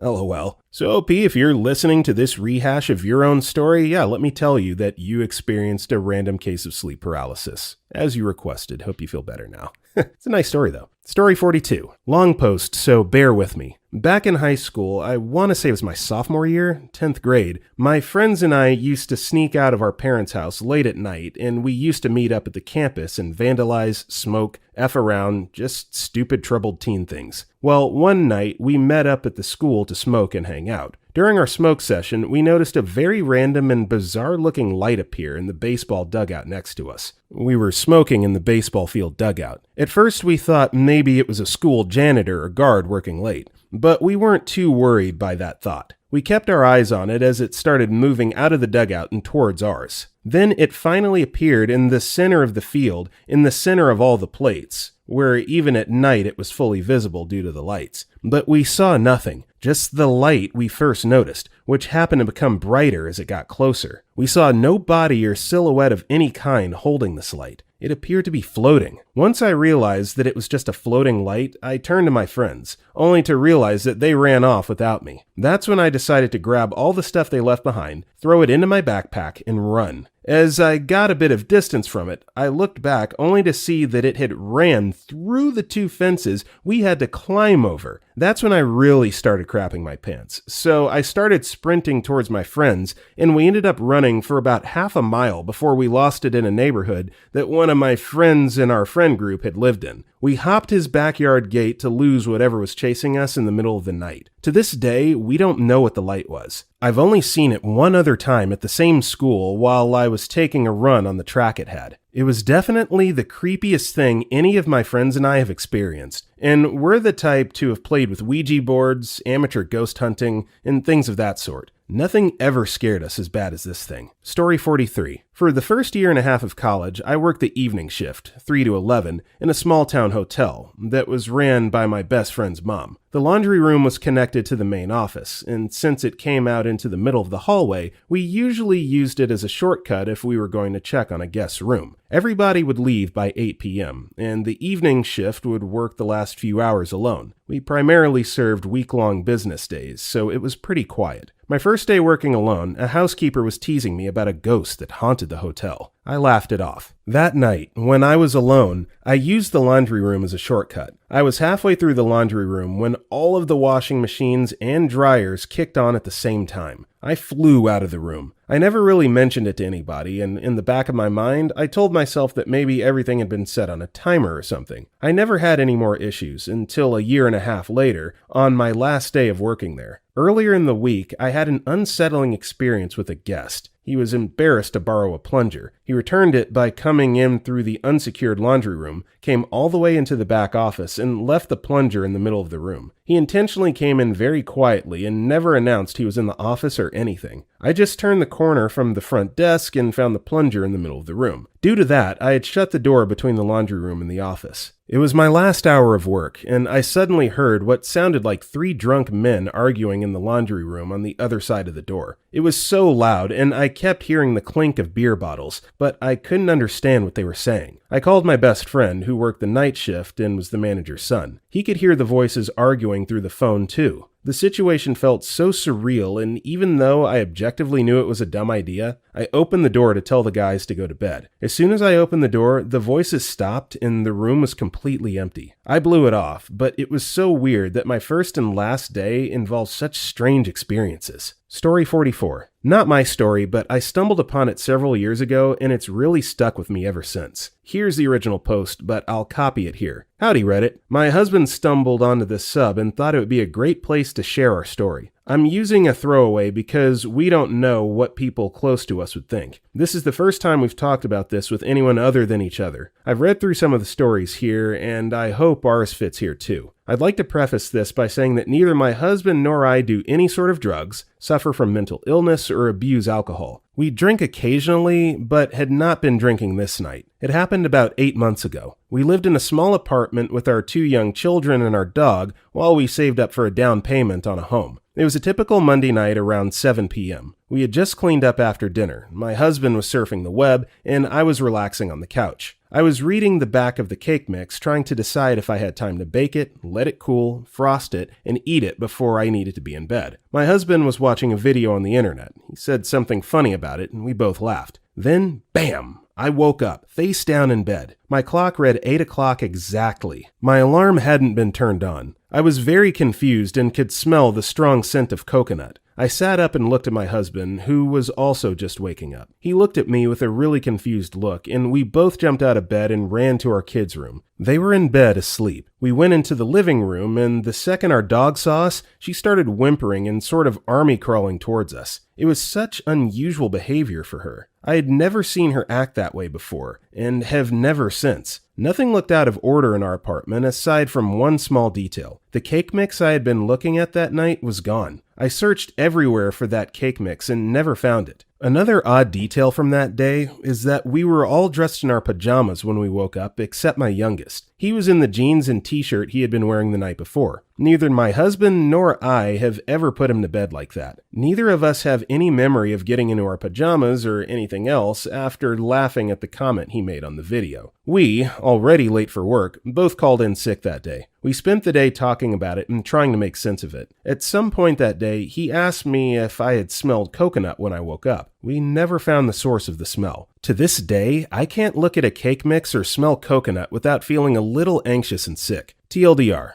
Just bake the cake. Story 45. Okay, this turned into a long one, and it's not exactly unexplained. A few years ago, I was volunteering with some friends in a remote region of Tanzania. We were there to teach English, but it was total voluntourism. Very few people in the region spoke English because it was completely unnecessary. The type of charity work someone thought up in a boardroom 1,000 miles away. Anyway, we were staying in this old hotel, up on the top floor, maybe like 6th floor. We chose the top floor for the views, but it also gave us privacy. The hotel was way oversized for the small town it was in. We were more or less the only people staying there. There were probably 20 rooms to a floor, and it was all very open. On each floor, a central tiled staircase opened straight into a lobby, with the rooms accessed via various hallways. We had 2 rooms, with 2 of us in each. The rooms were basic but clean, all tiled. There was also an open window above each door so we could shout to our friends staying in the room next door. We'd been there a couple months and got used to having the place to ourselves. No one ever came up beyond the ground floor except the maids on occasion. One of the quietest places I've ever slept. That was until one night. I woke up to see my friend sat bolt upright. We could hear someone running on the stairs a few floors below. The slapping of their feet on the tiles echoed up the staircase as they ran. Then they started screaming. It was a woman's scream, and it was guttural, absolutely raw and animalistic. It was a while ago, but I can still hear it clearly. She eventually reaches our floor and starts banging on doors. She's still screaming. She's screaming for help and coming down our corridor. She sounds terrified. By this time I was up, had grabbed a knife we'd bought to cut fruit,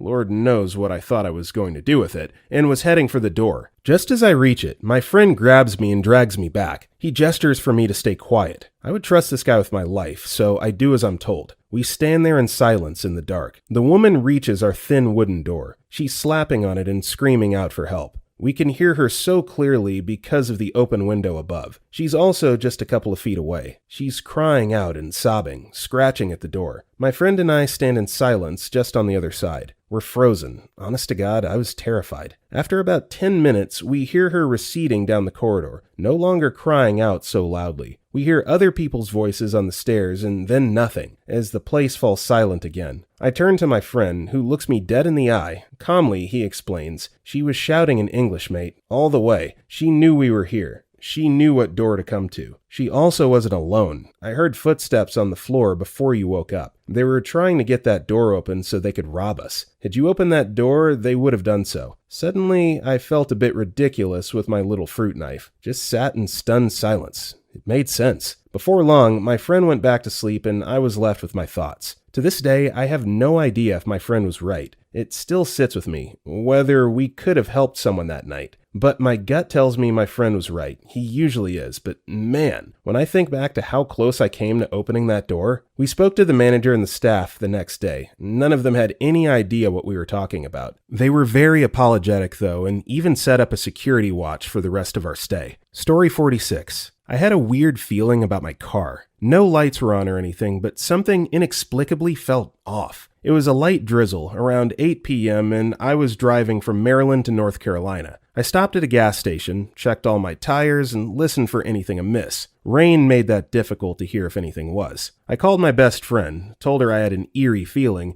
and started to make an appointment with my car shop in Chapel Hill, North Carolina for the next day by texting a dad I babysit for, the owner, asking if I could bring it in. 10 minutes later, my tire popped and my car spun out within 2 to 3 seconds going 80 mph. I went 20 to 30 yards into the tree line in the median instead of under the tractor trailer to my right. Hit trees at every angle, and then grabbed my keys, backpack, and dog and climbed out of the passenger seat to get out. My car was effed. The final tree hit my driver's side and blocked me, and was relatively unscathed, apart from some glass shards and PTSD, after seconds before fully mentally accepting death. Checking my phone after, waiting for the ambulance and police to get there, the dad texts back asking what time I want to come in. I texted him back, "JK, my car is totaled." IDK why I'm alive. IDK why I felt like I knew it. I truly think I'm alive because I decided to stop and at least try to diagnose the problem versus ignoring it and continuing. It's creepy, and I trust my intuition over everything, and always have, but this one F's with me. Story 47. I swear everything in this story is true. I was going through some old pics and this one cropped up. It was summer 1975, and we visited the Magic Kingdom on a weekend. Back in those days, Disney was working the ticket system. You paid to get in the park, and at the same window, you bought tickets to be used within the park. The tickets were designated A through E, with an E ticket being for the best rides in the park. As I recall, It's a Small World was an A ticket ride, Mr. Toad's Wild Ride was a C ticket ride, and much later, Space Mountain would be an E ticket ride. In our group was Dad, Mom, my sister Kim, and I. We had a great day and documented the trip with our Polaroid SX70. A word about how our family worked.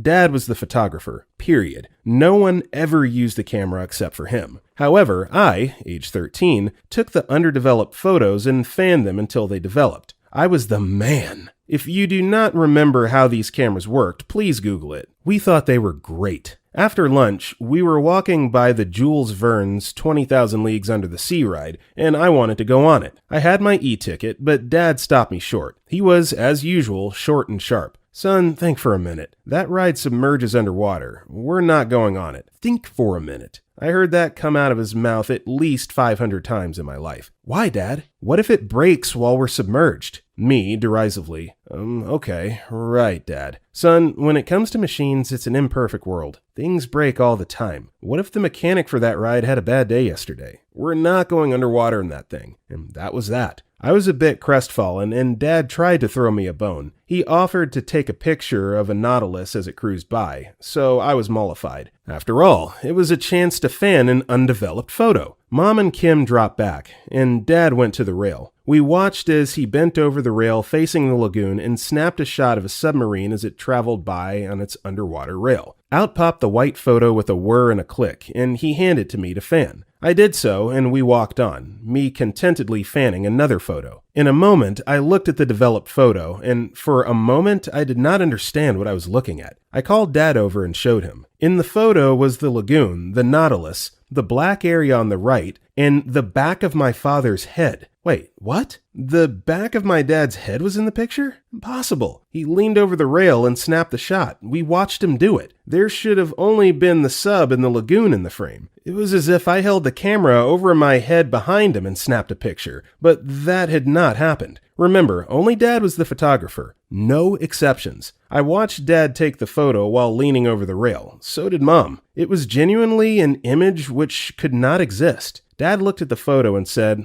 "Well, kiddoski, told you we weren't going on that ride." Kiddoski was his nickname for me at times. Dad was a product of his era, early adulthood in the 1940s. Showed no weakness. He appeared to shrug it off, but years later, Mom would tell me that he later broke down and cried in front of her and asked what it could have possibly meant. Was it a message about his mortality? He would die 6 years later of mesothelioma, but I never connected the two incidents in my heart. After all, we all have a shelf life. We kept the photo, and I have scanned it. Story 48. I live in a relatively rural area. 5 minutes up the road from me is all farmland and cattle pastures. There is a lake that we overlook, and a hill further behind us. Up on that higher hill, there have been stories of weird happenings for decades. Figures on the side of the road that vanish, people offering rides to people only for the person to disappear into thin air halfway through their response. Even one story of a pregnant woman who was kidnapped and later found walking on the road trying to get to a hospital. Those stories have been passed around in our community since about the late 1950s. Everybody kind of knows not to drive on that road late at night, but it has a much higher speed limit than my road and a convenient cut-through to halfway down my road. Using the cut-through cuts the time to get from the main road to my house by a full 5 minutes or so. And I was tired one night. I'm driving along, alone in my truck. It's a warm summer night.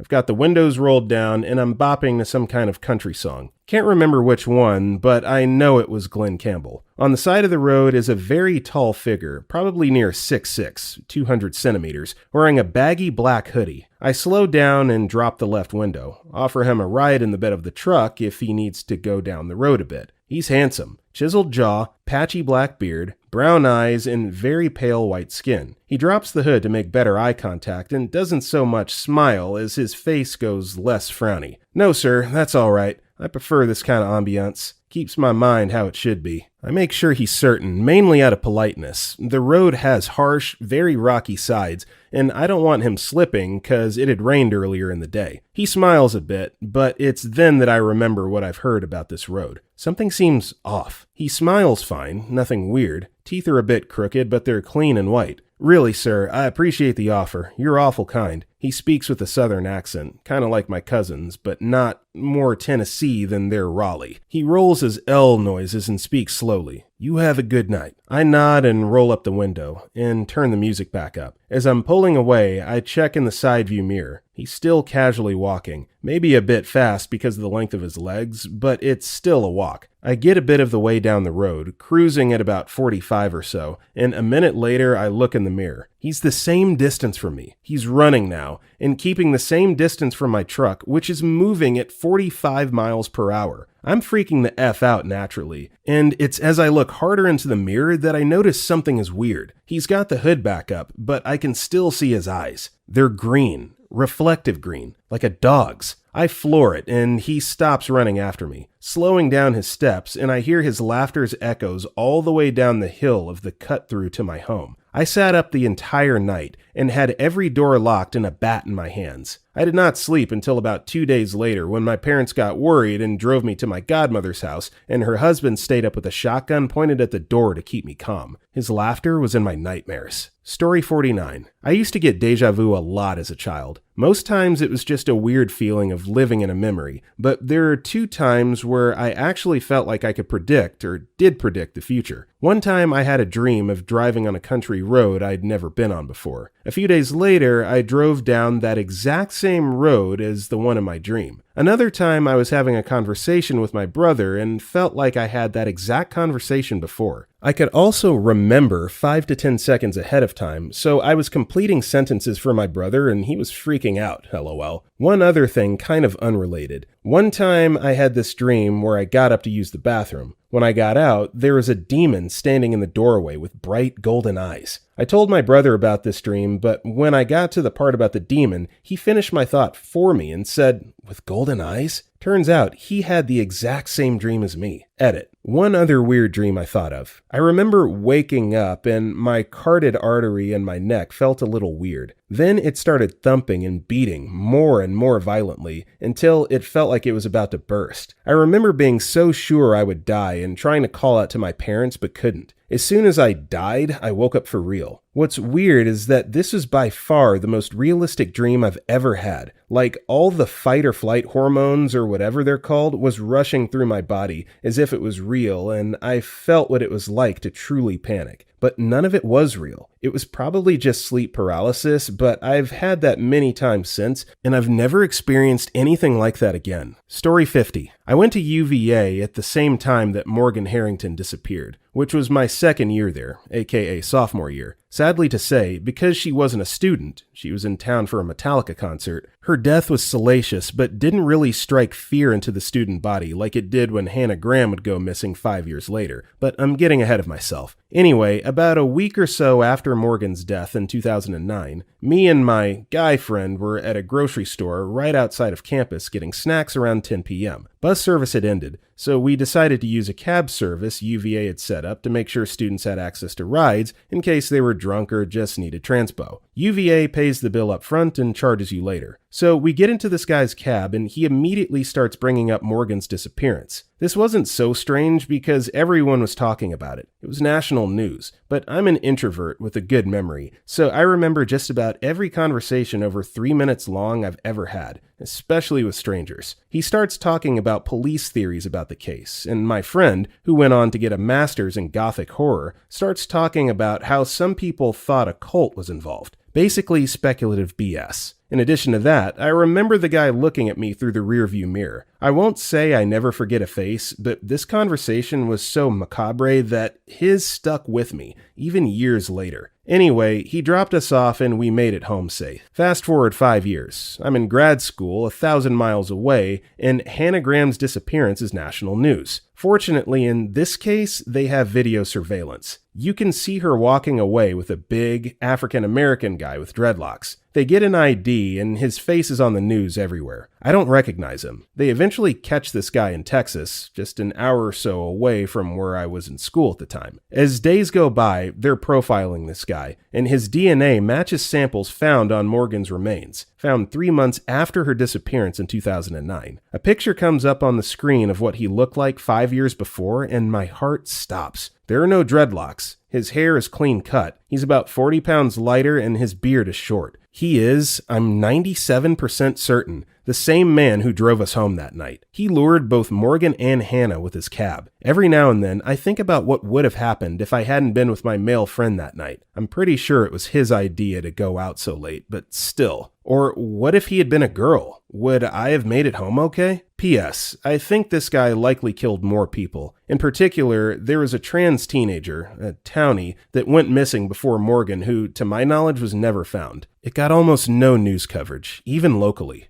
Okay, so this is definitely a sick story, and I don't want to make light of that by any means, but one line from this that just kind of stuck out to me was that OP's friend majored or got a master's in gothic horror and had no idea that that was a majored, let alone something that you could pursue an advanced degree in. Gothic horror. What can you do with that? Gotta look that up. Story 51. Well, this will be my very first Reddit post, but I found this thread and it feels like my stories would fit in perfectly. About 10 years ago, I was dating my ex who had very strict and extremely religious parents. The only way we could meet up or to have some private time was by her sneaking out of her window in the middle of the night. I usually met her halfway because she was scared. So this one night she called me and told me she's on her way, which was weird since we never agreed on meeting that night. To be honest, I did not really think of it as being weird or anything. Also, it was the beginning of our relationship, so I was pretty excited to see her. Now for the creepy part. The first thing that happened is that my cat at the time was blocking my door, like really trying not to let me pass. I ignored it and went downstairs to put on my shoes. My cat was meowing and following me the whole way. I put my keys on the shoe shelf and put my shoes on,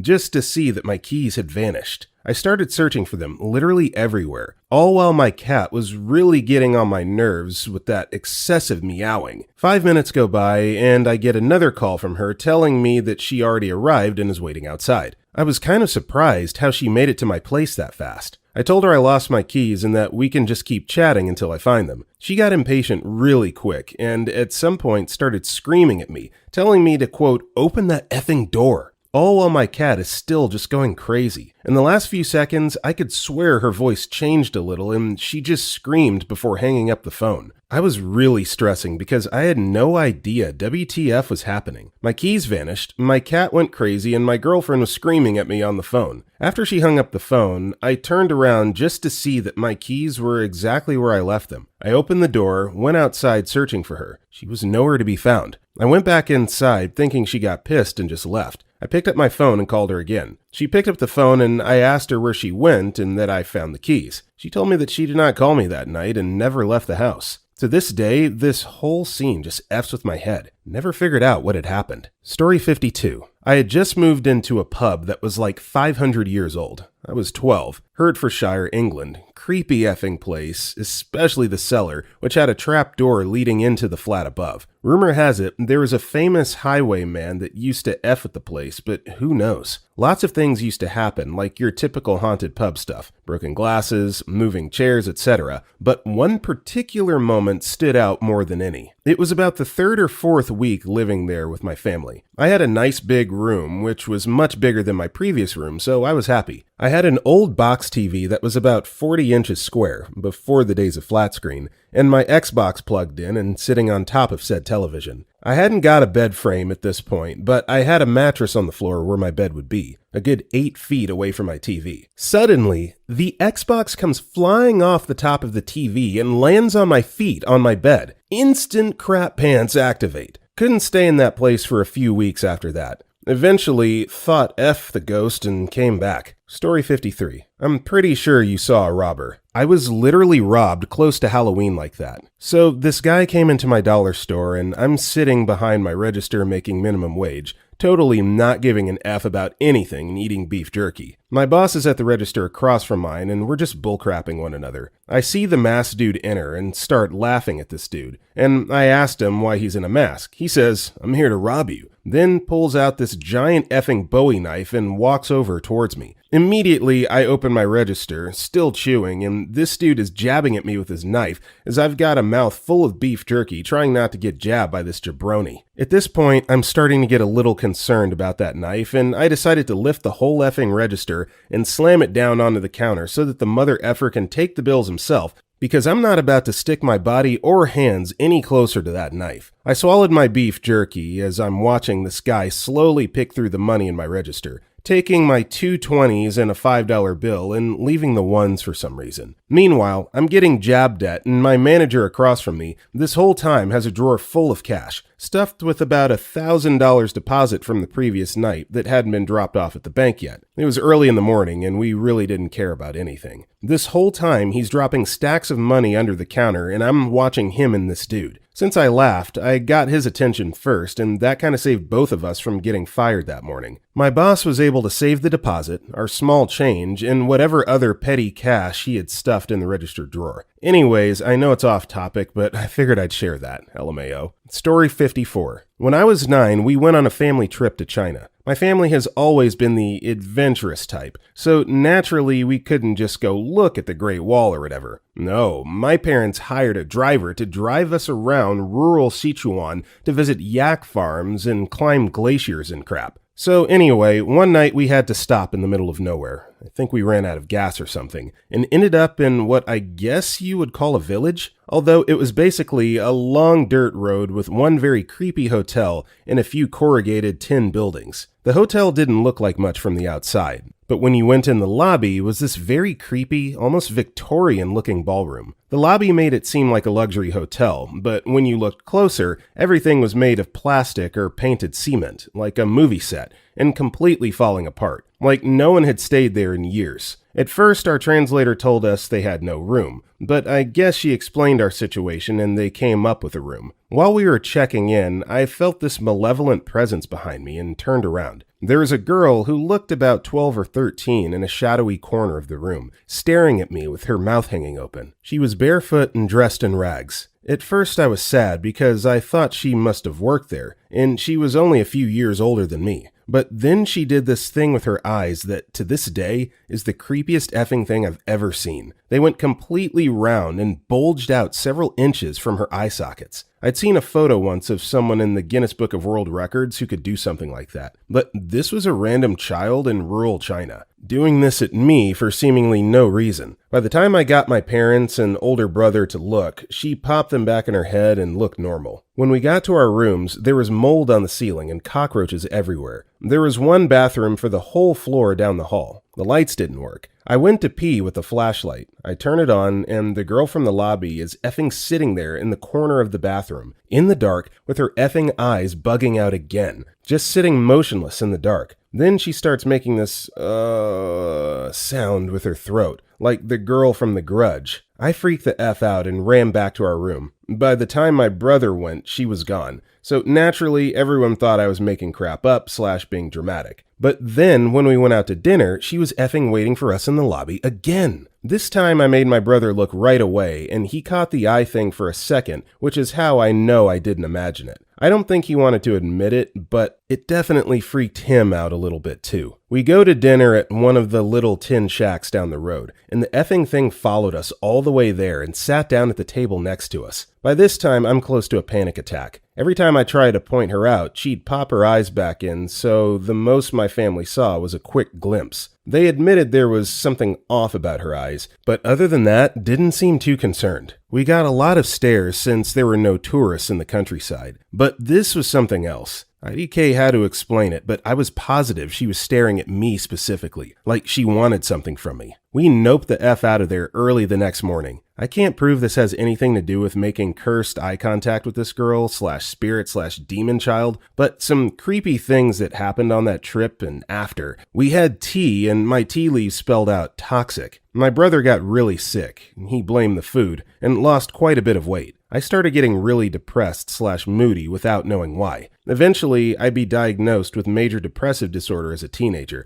but I don't remember having any symptoms of depression before that trip. I posted about this on a different Reddit thread, and someone commented, "Looks like you found Dowsy Kui." So I Google it, and, well, guess that explains my self-unaliving attempts. Story 55. I was 18 at the time, having just finished high school, and went with my friends on the beach on our motorcycles. 18 is the legal driving age. A friend had just gotten his bike modified and recommended that I take it for a spin. Stupid 18-year-old me said sure, left my helmet behind, and got on with shorts and a t-shirt. Note here that it was the second time driving that bike, and it had no ABS. I was driving for like 10 minutes in a straight country road, and eventually decided to head back. On my way there, I was really speeding. stupid 18-year-old me, and decided to overtake a car in front. Gear down, revving, and just as I'm approaching to overtake, the driver decides to do a U-turn out of the blue. I do not recall much from my reaction. I slammed the brakes, and then I saw a sort of flashback of my family's faces, thinking that I would never see them again. Then, some seconds later, I realized that I stopped. Literally a yard or two away from the driver's door as she was eyes wide, staring, frozen at me. I recall the time of overtaking the car and my speed, and honestly, I cannot tell you how I did not die there. This changed my life, the way I think, and it gives me chills every time. Story 56. Not exactly unexplained, but certainly creepy enough to have an effect on me to this day. September of last year, sleeping in the upstairs bedroom facing the road, and I'm suddenly jolted awake by the sound of footsteps on gravel. I'm quite sensitive to sounds of foxes and cats on the gravel driveway leading through to our back garden, so I was ready to dismiss it and doze off again until I realized that the footsteps were unmistakably human. I check my phone and it's 3 a.m. I get up, rouse my partner, and move into a room facing the back window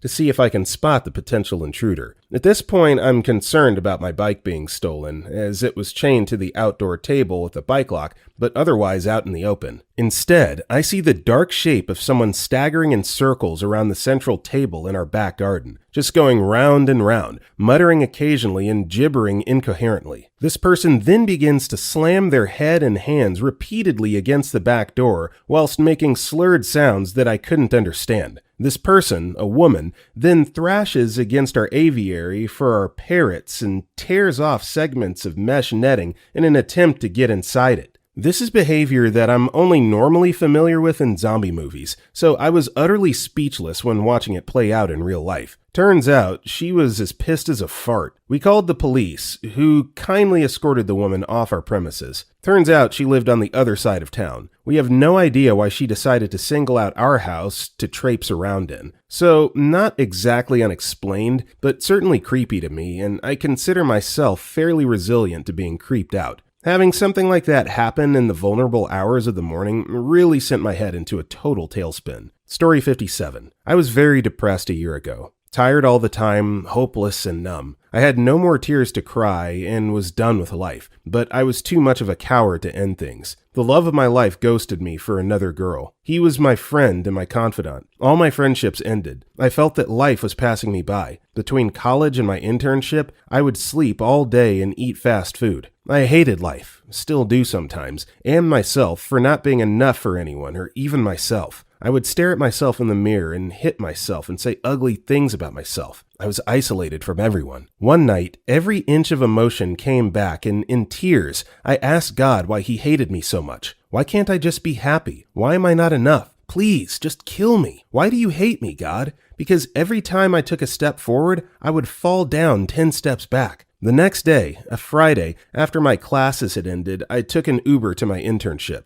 Around 6 p.m., my internship ended, and it was time to order an Uber home. But no Ubers were available, so I tried a different app, but somehow my debit card was not working. So I had no choice but to walk 30 minutes home, which isn't bad at all for me, but I was mentally exhausted back then. I took a shortcut through my college campus to feel safer. As I'm walking, very slowly, I feel that someone is following me and is kind of trying to catch up with my pace. So I moved to the side to let this person pass me. When I got a glimpse of this person, I could tell it was a very short Asian female, maybe 4'10" or 11, and she was dressed like a little kid. She gets really close, personal space, and smiles at me and tells me her name. I don't want to talk to anyone. I was angry at life and didn't want to entertain anyone, but I told myself, don't be a female dog, it's not her fault your life's a mess. So I put on a smile and introduced myself. Then she said, I just want to tell you that God loves you very much. Then we parted ways. I was blown by this. Just the night before, I had asked the Almighty why he hated me so much, and now he was telling me that he loves me through what I believe to be a human angel. I tried to maintain myself, but I was overwhelmed by emotions. I got home and broke down like a baby. Maybe I'm not alone after all. I'm not a religious person, but I like to think there's more to life. My university is very liberal, not a religious institution. Story 58. When I was about 12, I was the last person in the barn at night. I was shutting off lights and started to get a really bad feeling, as if someone was creeping up behind me or like something really bad was about to happen. It was mid-January, freezing cold and windy, and all the horses started freaking out more and more in their stalls. I tried to tell myself it was just because of the wind and how horses are notoriously antsy, but after a minute I couldn't ignore it anymore and hightailed it to my horse's stall. I went in just for him to comfort me and warm me up a bit before I walked home, but he pushed me to the back of the stall. Typically, this is a very dangerous position to put yourself in, even with a horse you trust, but I just had this feeling that he was worried about something, and I inexplicably just let him push me. After a couple minutes of standing next to him in the near darkness with my heart absolutely pounding, I tried to go look and see if there was anything out there, but he didn't let me move. He swung his head around to block me and gently put his shoulder against me so that I couldn't move or see anything past him. After a while, I really have no idea how long it was, the other horses started to quiet down little by little, and he took a little step away so that he could nuzzle me the way he did when he just wanted treats or affection, and I realized he was going to let me leave. I was so scared when I finally left his stall that I sprinted the mile-plus home in the dark. I fell a couple of times on the ice and just kept getting back up to run full tilt in my riding boots. I don't know what was going on that night, if there was a stranger in the barn or if it was something else, but I really think he was trying to keep me hidden. The memory of the wind and deep fear that all the animals and I seemed to have still makes me sick to my stomach. I hate to think what would have happened had I not gone and hidden in his stall. If you've had a bad feeling and so do the animals around you, listen to your gut and get the F out of that situation. Story 59. I've had some strange experiences throughout my life, as we all have. Everyone gets truly creeped out by something at least once in their lives, but this one is the most memorable for me. The one that stands out is different from the others, more concrete. This is the only time I've ever seen something with my own eyes. This happened about 22 years ago.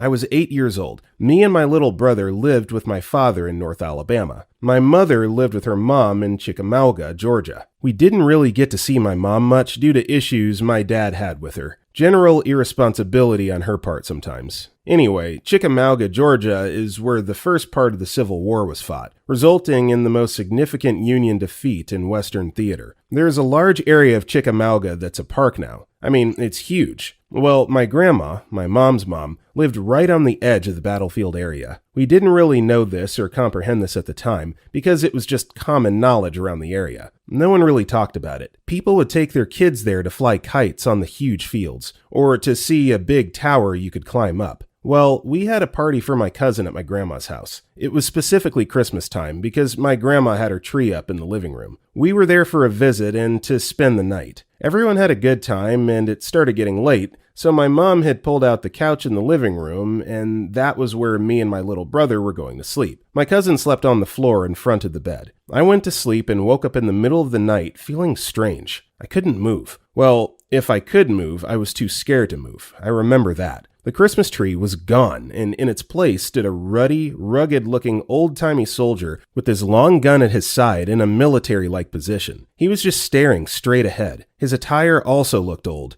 Those were my thoughts as an 8-year-old. He didn't move, and I also didn't move. The thing is, I don't remember what happened. I don't remember if it went away or if I fell back asleep, but I remember I turned over and my little brother's head was a dog's head in the bed beside me. Like, straight up, looked exactly like a dog's head. That was the strangest experience of my entire life. I have no idea what happened that night. One thing I do remember is, as I've been trying to debunk this in my mind, is that we had been blowing up balloons earlier in the evening for my cousin's party. I could have just blew up too many and got dizzy and it caused me to have weird dreams or something, but I don't know. It was so weird. Yeah, probably a little lightheaded from blowing up those balloons. I think that's great rationalization. Let's just go with it and not pretend that you just potentially got haunted by a Confederate soldier. Yeah, moving on. Story 60. When I was 12, I traveled to England for 3 weeks with a group called People to People. During the last week there, we were back in London at some hotel that I vaguely remember still having fire escapes on the outside windows of the rooms. Around bedtime, the chaperones would make sure we were in our rooms, then put tape on the outside of the doors. This was their way of seeing if we had snuck out at any point. Me and my roommate that night, Ryan, go to sleep as normal after room check. Then I wake up in the middle of the night. It's dark, but I'm naked now, which wouldn't be alarming typically because I've been known to undress while sleepwalking. Somewhere deep down in me though was scared,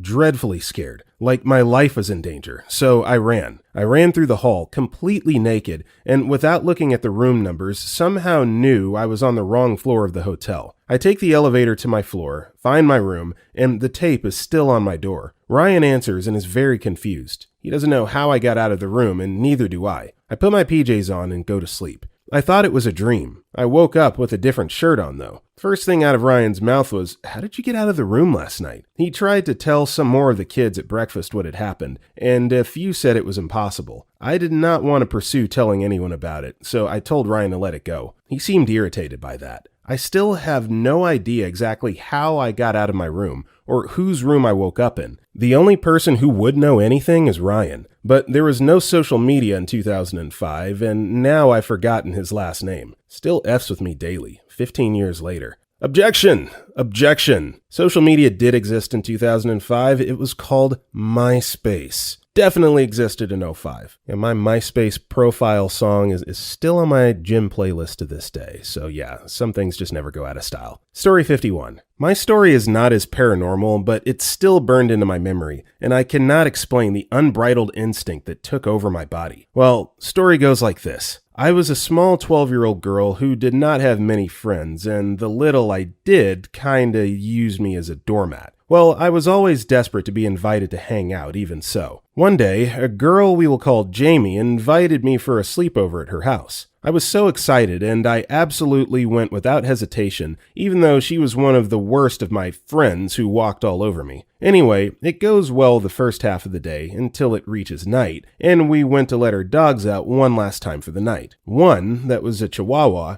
ran off into the tall grass and couldn't be seen. So I was drug out by Jamie to help look for the pooch in one direction down the neighborhood road, while her mom went and looked in the opposite direction. As we got farther and farther, it got darker and darker, till suddenly my skin went cold. Shivers went up my spine, my stomach felt heavy as a stone, and my body forcibly stopped. Suddenly, my primal instincts kick in, and I can't control my actions as I stop dead in my tracks. Feel the very depths of my head screaming to get out louder and louder every second I'm there. I speak up and tell Jamie we need to head back, but she tries her normal bossy ways. Suddenly I scream and begin sobbing uncontrollably as a wave of emotions overtake me. I throw such a scene, she rushes me back to her home and we go to bed. I come to find out later that there's a well-known predator in her neighborhood near where we were. I will never forget the pure unbridled instinct to flee in my life, and I do know that if not for that uncontrollable moment, neither of us may not be alive today. Story 62. Kinda late to the party, but oh well. About 4 years ago, I worked for the conservation department of a nearby town. My job was invasive plant removal and trail management. I was often in the woods by myself as I knew what plants to look for and was experienced with trail maintenance. I would work from 7 a.m. to 3:30 p.m., Monday to Thursday, so it's not like I was in the woods at night, and there were normally people around as I worked. One day during late August, I was walking down a trail pretty far into the woods. I had hedge trimmers with me, which are pretty solid, and worked in a pretty rich town, so, being a small female, I wasn't too worried about being alone. It was getting to be the end of the day, so I was just walking down the path, not actually working. I hadn't seen or heard anyone else in quite some time. Up ahead, there is a bend in the path, and there is a large shrub blocking my sight from the rest of the path. I got about 20 feet from the bush when the hair rose up on the back of my neck, and I broke out in a cold sweat. I trust my instincts. I've had a traumatic experience in the past from not trusting them, so now when I don't feel safe, I believe myself. I dropped the hedge trimmers and sprinted back to my truck. It should have taken me at least 20 minutes to get back, and it only took me 10. I had briefly heard something running behind me at the beginning, but didn't turn around to look. I sped back to town hall and then went home without talking to anyone. Next day, my boss tells me that I'm not going out on the trails alone anymore. A person jogging later the day before had found 6 mutilated cats on the path right behind the shrub. Story 63. When I was small, my mother woke up in the middle of the night for water and found me poking and grasping at the front door. Not the handle, the door itself. She asked me what I was doing, and according to her, I told her that the door was covered in a white mist/fog substance, and every time my hand came near it, it disappeared. Problem is, I don't remember any of this. I remember that house, and I wasn't exactly a toddler when this happened either. I do, however, remember always thinking that the place was cursed. The whole place just felt off, but I tried not to think about it. In fact, here are some other weird things that happened there. My dad once went into the crawl space of the house and nearly fell into a hole which he said was big enough to drive a bakkie, what Americans call a pickup truck, into it. It was also the place where I nearly died from a severe allergic reaction to cheese. I've always eaten dairy, and that has never happened before or since. It did make me stop eating cheese for a while, though. Finally, one of our puppies that was born there died by bleeding from its mouth, eyes, ears, a-hole, etc. No explanation, and none of the other puppies were affected either. Many years later, my father ended up telling me that he found the house was actually built on top of a graveyard, which made me think about that big hole and how it may have been a mass grave at some point. Thank God I don't live there anymore. Story 64. About 10 years ago, I took a job in Bolivia and had to get some vaccinations for my visa requirements. Like many Americans, I had no insurance and was going to a Med Plus clinic that is attached to some select locations of a major grocery store chain where I live. I called ahead and drove an hour to one, only to arrive and find that I was misinformed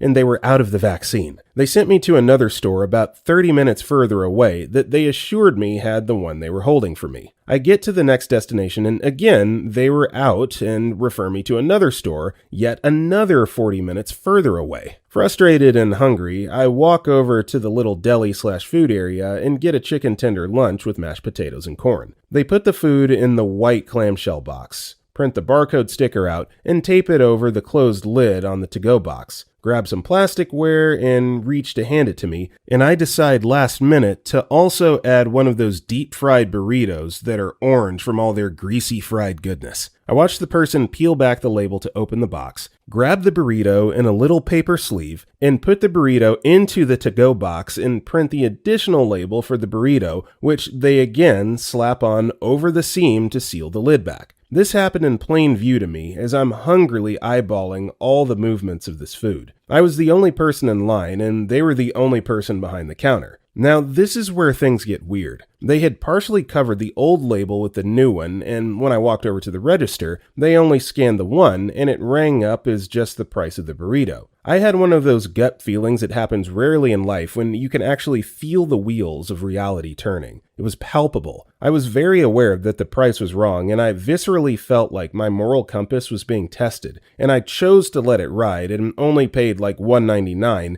instead of what should have been about $12.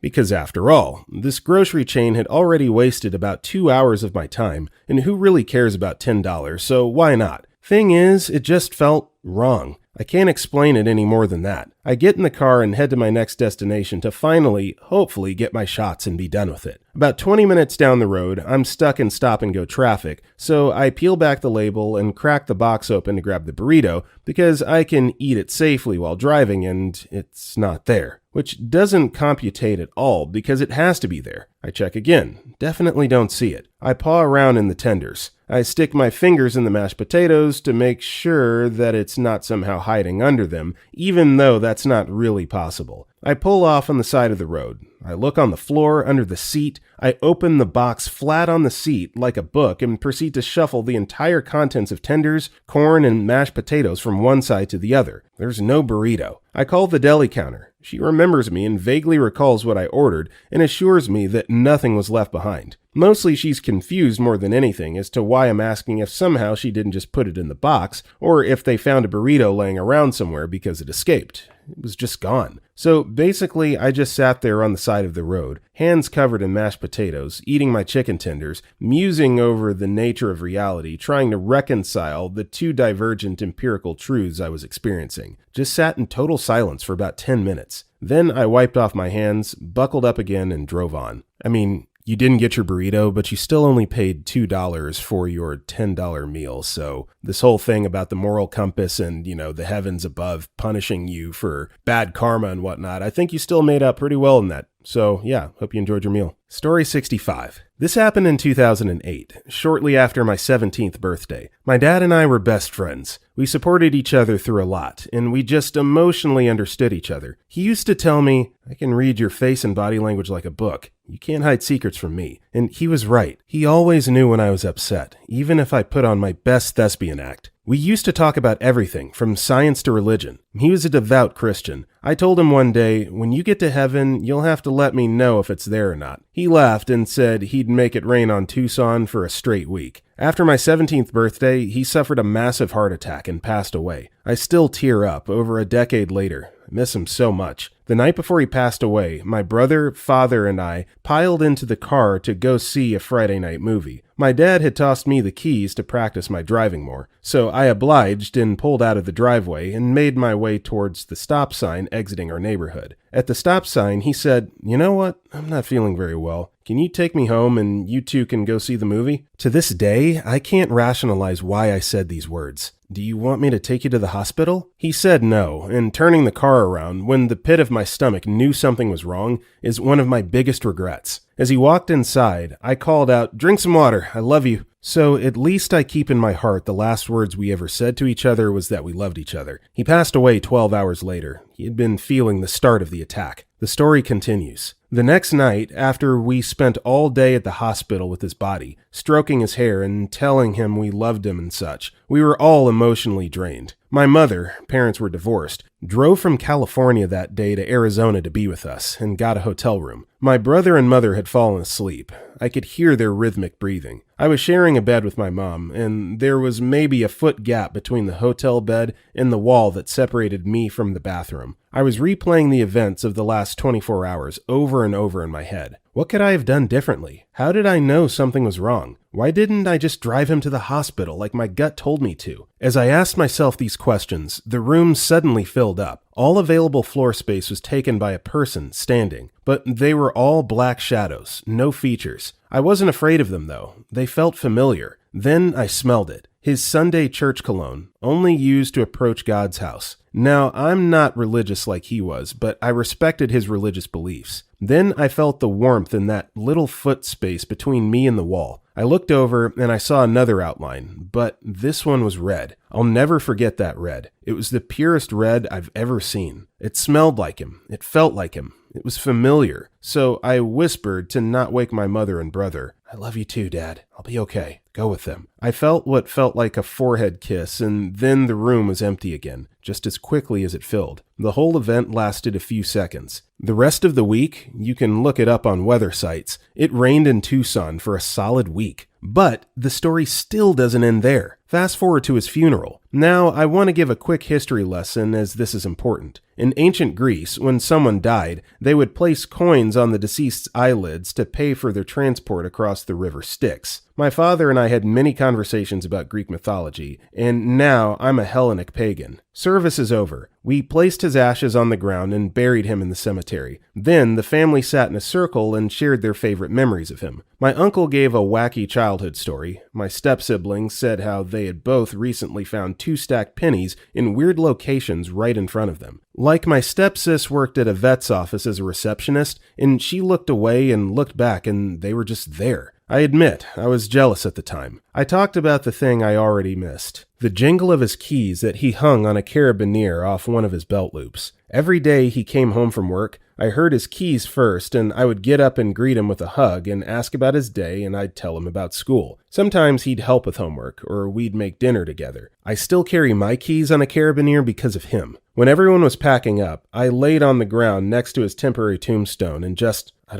pondered on life and death, memories of my dad. Mostly, what I think I was doing was feeling pain and letting it seep into the ground. Finally, my brother came over to me, gently rubbed my back, and said it was time to go. He left me to collect myself, and as I started to push myself up, I looked down, and right under where my head had been were 2 stacked pennies. They weren't there when I laid down, so I left them there, next to his tombstone, just in case he needed them. There are more stories. My father has continued to visit me every so often, mostly in the middle of the night. It wakes me up by starting with his cologne. I do not buy it, keep it near me, nor have anything with the scent. I don't because it hurts and reminds me too much of him. Then, a corner of the room darkens, and I feel like I'm not alone. Sometimes it's scary and unsettling until I smell it. I then talk to him, tell him what's going on. Then the darkness suddenly will dissipate and the smell will vanish and I'll feel alone again. A lot of this is unexplained, especially if you don't believe in the afterlife. A lot of it scared me for a long time, and I still can't explain the question I asked him. I can't explain his cologne coming and going within minutes in the middle of the night. And I can't explain the pennies and how they got there so quickly. And yeah, this is the story of my dad, Tracy, the man who made it rain in Tucson for a week in 2008. Story 66. A few, to be honest. This is the creepiest and a bit messed up, but it's like the universe aligned to keep me safe. I was living with my recent ex and his best friend. Bad time in my life. They went out clubbing to a town a good 10 to 15 miles away. They came back in the morning with a random stranger they met and a sex worker. I'd slept on the sofa that night, and I woke up to said random stranger, male, poking his head around the door and saying hello to me. He told me where he lived, which was a fair drive away, and how he got to my house and what they were doing upstairs, and asked if he could get some water and borrow a cigarette. We ended up outside talking. Like I said, crazy effed up time in my life. He started telling me how pretty I was, and he couldn't believe what my ex was doing, and how he'd treat me if I was his girlfriend. At one point, he attempted to cut "I love my name" into his chest with a knife,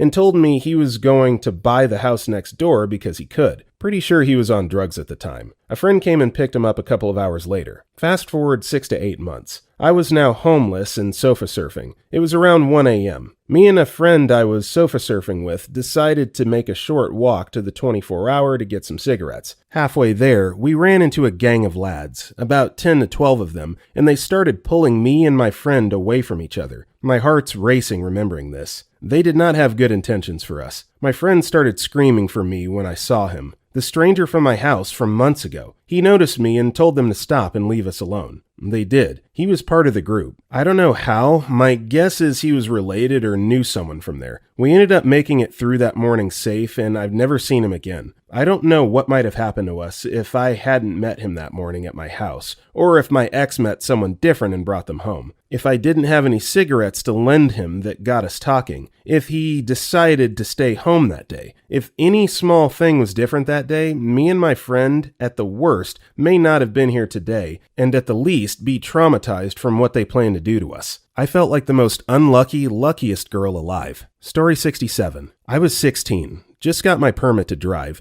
and I went to meet my then boyfriend at our favorite park to walk the trails in. This park happened to be outside of a rough and nearly empty part of town. It had a wide river running through the park, with a L-shaped pier that had railings on all sides of the pier. Only one way on or off of it. My boyfriend called and said he couldn't make it, and not wanting to go home just yet, I got out of my car and started to walk around the park. It was 2:30 p.m., and I can still see the breeze going through the trees all around, and how the leaves were just beginning to change their colors. I had on a hot pink jacket, jean skirt and boots. As I walked out onto the pier, I had realized I was underdressed as the wind coming off the water was too chilly. I had a gut feeling telling me to leave, but I brushed it off. I finally sat down at the end of the pier, leaning back against the railings, and stared down at the water below, running over the jagged rocks. Without any warning, I suddenly heard footsteps from behind at the beginning of the pier. I quickly glanced over at a man who had blue rope in between his two hands, circling up each end of it in either hand, creating a line between. As my brain was putting that piece of information together, he said, "What are you doing out here all alone?" I couldn't think of anything to say, but I stood up and then saw he was dragging along a medium-sized black and white fuzzy dog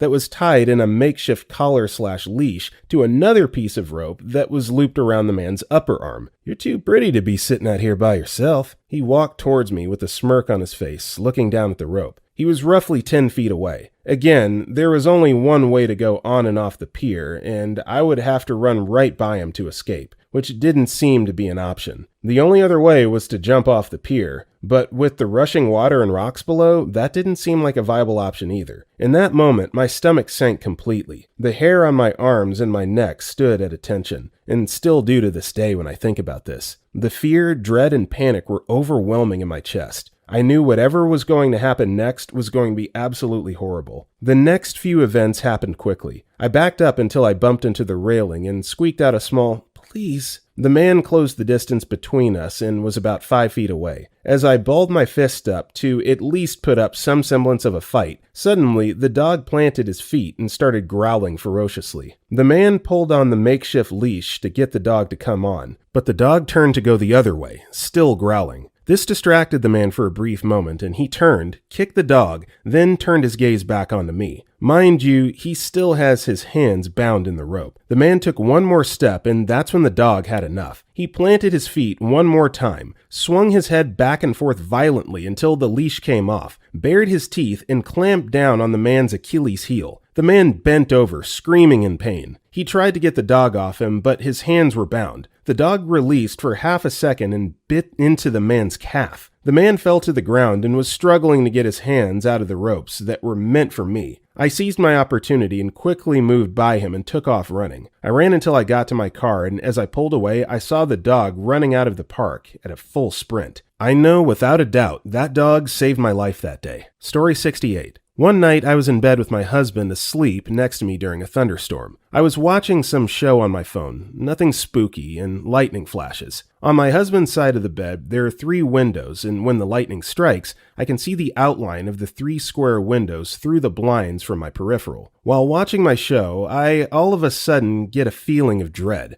like the feeling before sleep paralysis occurs. I'm trying not to feed into the dread and continue watching my show when lightning strikes, and I don't see the square outlines from my side view, but a shape of something, like a person standing there with long hair. I instantly get goosebumps and try to not feel scared when my husband starts to make struggling noises in his sleep. I've had sleep paralysis before, so I know what it's like. What I did, as funny as it sounds, was to put my phone in my left hand and use my right hand to punch and swing the area above him, as though to attack whatever may be on top of him. He didn't let up much on his noises, so I rubbed on him aggressively to wake him up. He wakes up a bit and is a bit annoyed and says, "What? Babe, you were making noises like you were struggling. Are you okay?" I asked. "Yeah, I'm fine. Just a bad dream." I asked him to tell me. He said he was being chased by an ugly witch and she caught him and jumped on top of him and started to attack him. Instant goosebumps. The silhouette I saw kind of looked like a long-haired woman who may have been the witch. Who knows, but I finished my episode and told him what happened the next morning. We both agreed, definitely weird and random coincidence. Story 69. This is a very long story. If you're not trying to read, I understand. LOL. My brother and I had the typical horror movie experience. Parents divorced when I was 9 and my brother was 7. Moved around until our mom found a nice house for a cheap rent-to-own price. She didn't tell us because she didn't want us to worry about it, but 3 people had been killed in a break-in a year prior. So we move in and we all get to pick our own rooms. I'm drawn to the frontmost room with 3 big bay windows on one side and a small closet in the corner. My brother across a short hall, a bathroom between the 2 rooms. 2 weeks in, one night I could hear my closet door slowly creak all the way open. Every night for about a week this happened, and it scared me because I'd completely shut the door every time. I told my mom I wanted the doorknob replaced, so she obliged and I got a new one. This did absolutely nothing for me, so I started talking to the neighbors' kids. This was when I found out what happened to the family in the house before us. I was horrified. I was sleeping in the room of the child that lived in the house. He loved to play with his toys in the closet. One of the kids I would play basketball with was good friends with the kid. I always felt never alone in the room, just watched. My brother, on the other hand, was enjoying his life to the fullest because I didn't have the heart to tell him about the house. I did talk to my mom about it, though. She was very appreciative that I didn't tell my brother. A few more weeks go by, and my mom is getting ready for work, and she's locked out of her room. We do everything we can to get it open, and we finally do. All of us late for work and school. But then this becomes a recurring thing. She's locked out of her room with more frequency every few weeks. My brother and I start seeing the shadow. There are 3 arches in the house that connect the living room to the dining table/kitchen. So my mom hangs curtains on 2 of them to keep the sun out from the big TV we had at the time. She buys one of those light things that you plug into the wall to melt the little cubes of wax, and it really illuminates one of the arches. My brother and I start seeing this shadow. I come out of my room from a hard night of playing Black Ops 1. Good times, LOL. And I see what looks like a woman's shadow. I call out to my mom, but there's no answer. Looking a little hard, I can tell that it isn't even my mom's build either. This woman is tall and slender. My mom is 5'6" and more of a normal build. This shadow is more like 5'11" and pretty skinny. I open my brother's door and tell him to come out. We were both on COD, lol. We're both freaked out and don't want to go over to see who or what it is, because why would we? This obviously doesn't look like our mom and it isn't moving at all. My brother comes into my room. We lock the door and we both sleep there. The next day, during my weekly basketball session with the neighbor's kid, I ask what the lady that lived in the house looked like, and I get described exactly the type of person we saw the night before. I don't finish playing basketball, and I go home to tell my mom what had been going on last night. She brushes it off, saying we freaked each other out because we both know what happened in the house. Literally, the same morning, she's once again locked out of her room by nothing. That was the last we saw of her. She removed the doorknob from her door because swapping it with a new one had done nothing. She eventually just gets one that doesn't have a lock on it at all. We beg her to just stay in one of our rooms, and if the shadow is there again, we'll wake her up and show her. She stays with my brother for the night, and once again, I was going to get water and I see it, just standing there in the front of the bright light shining up into the curtain. I wake them both, and my mom looks visibly scared for the first time of my life at the time. She calls out if someone was there, and she sees that there's no movement from behind the curtain. She inches into the living room to turn on the light. Something we as young kids definitely were not going to do, lol. And that shadow is gone. She runs past the arches and nothing. No one is there, and I see her wide-eyed and breathing heavy. She knows we haven't been kidding or messing around with her now. Alright, so there's quite a bit more to this story with other people involved, but this is already long enough. If anyone actually reads this and wants me to keep going, I will. Sorry for the lack of formatting. I don't really do this Reddit thing, and I'm on mobile.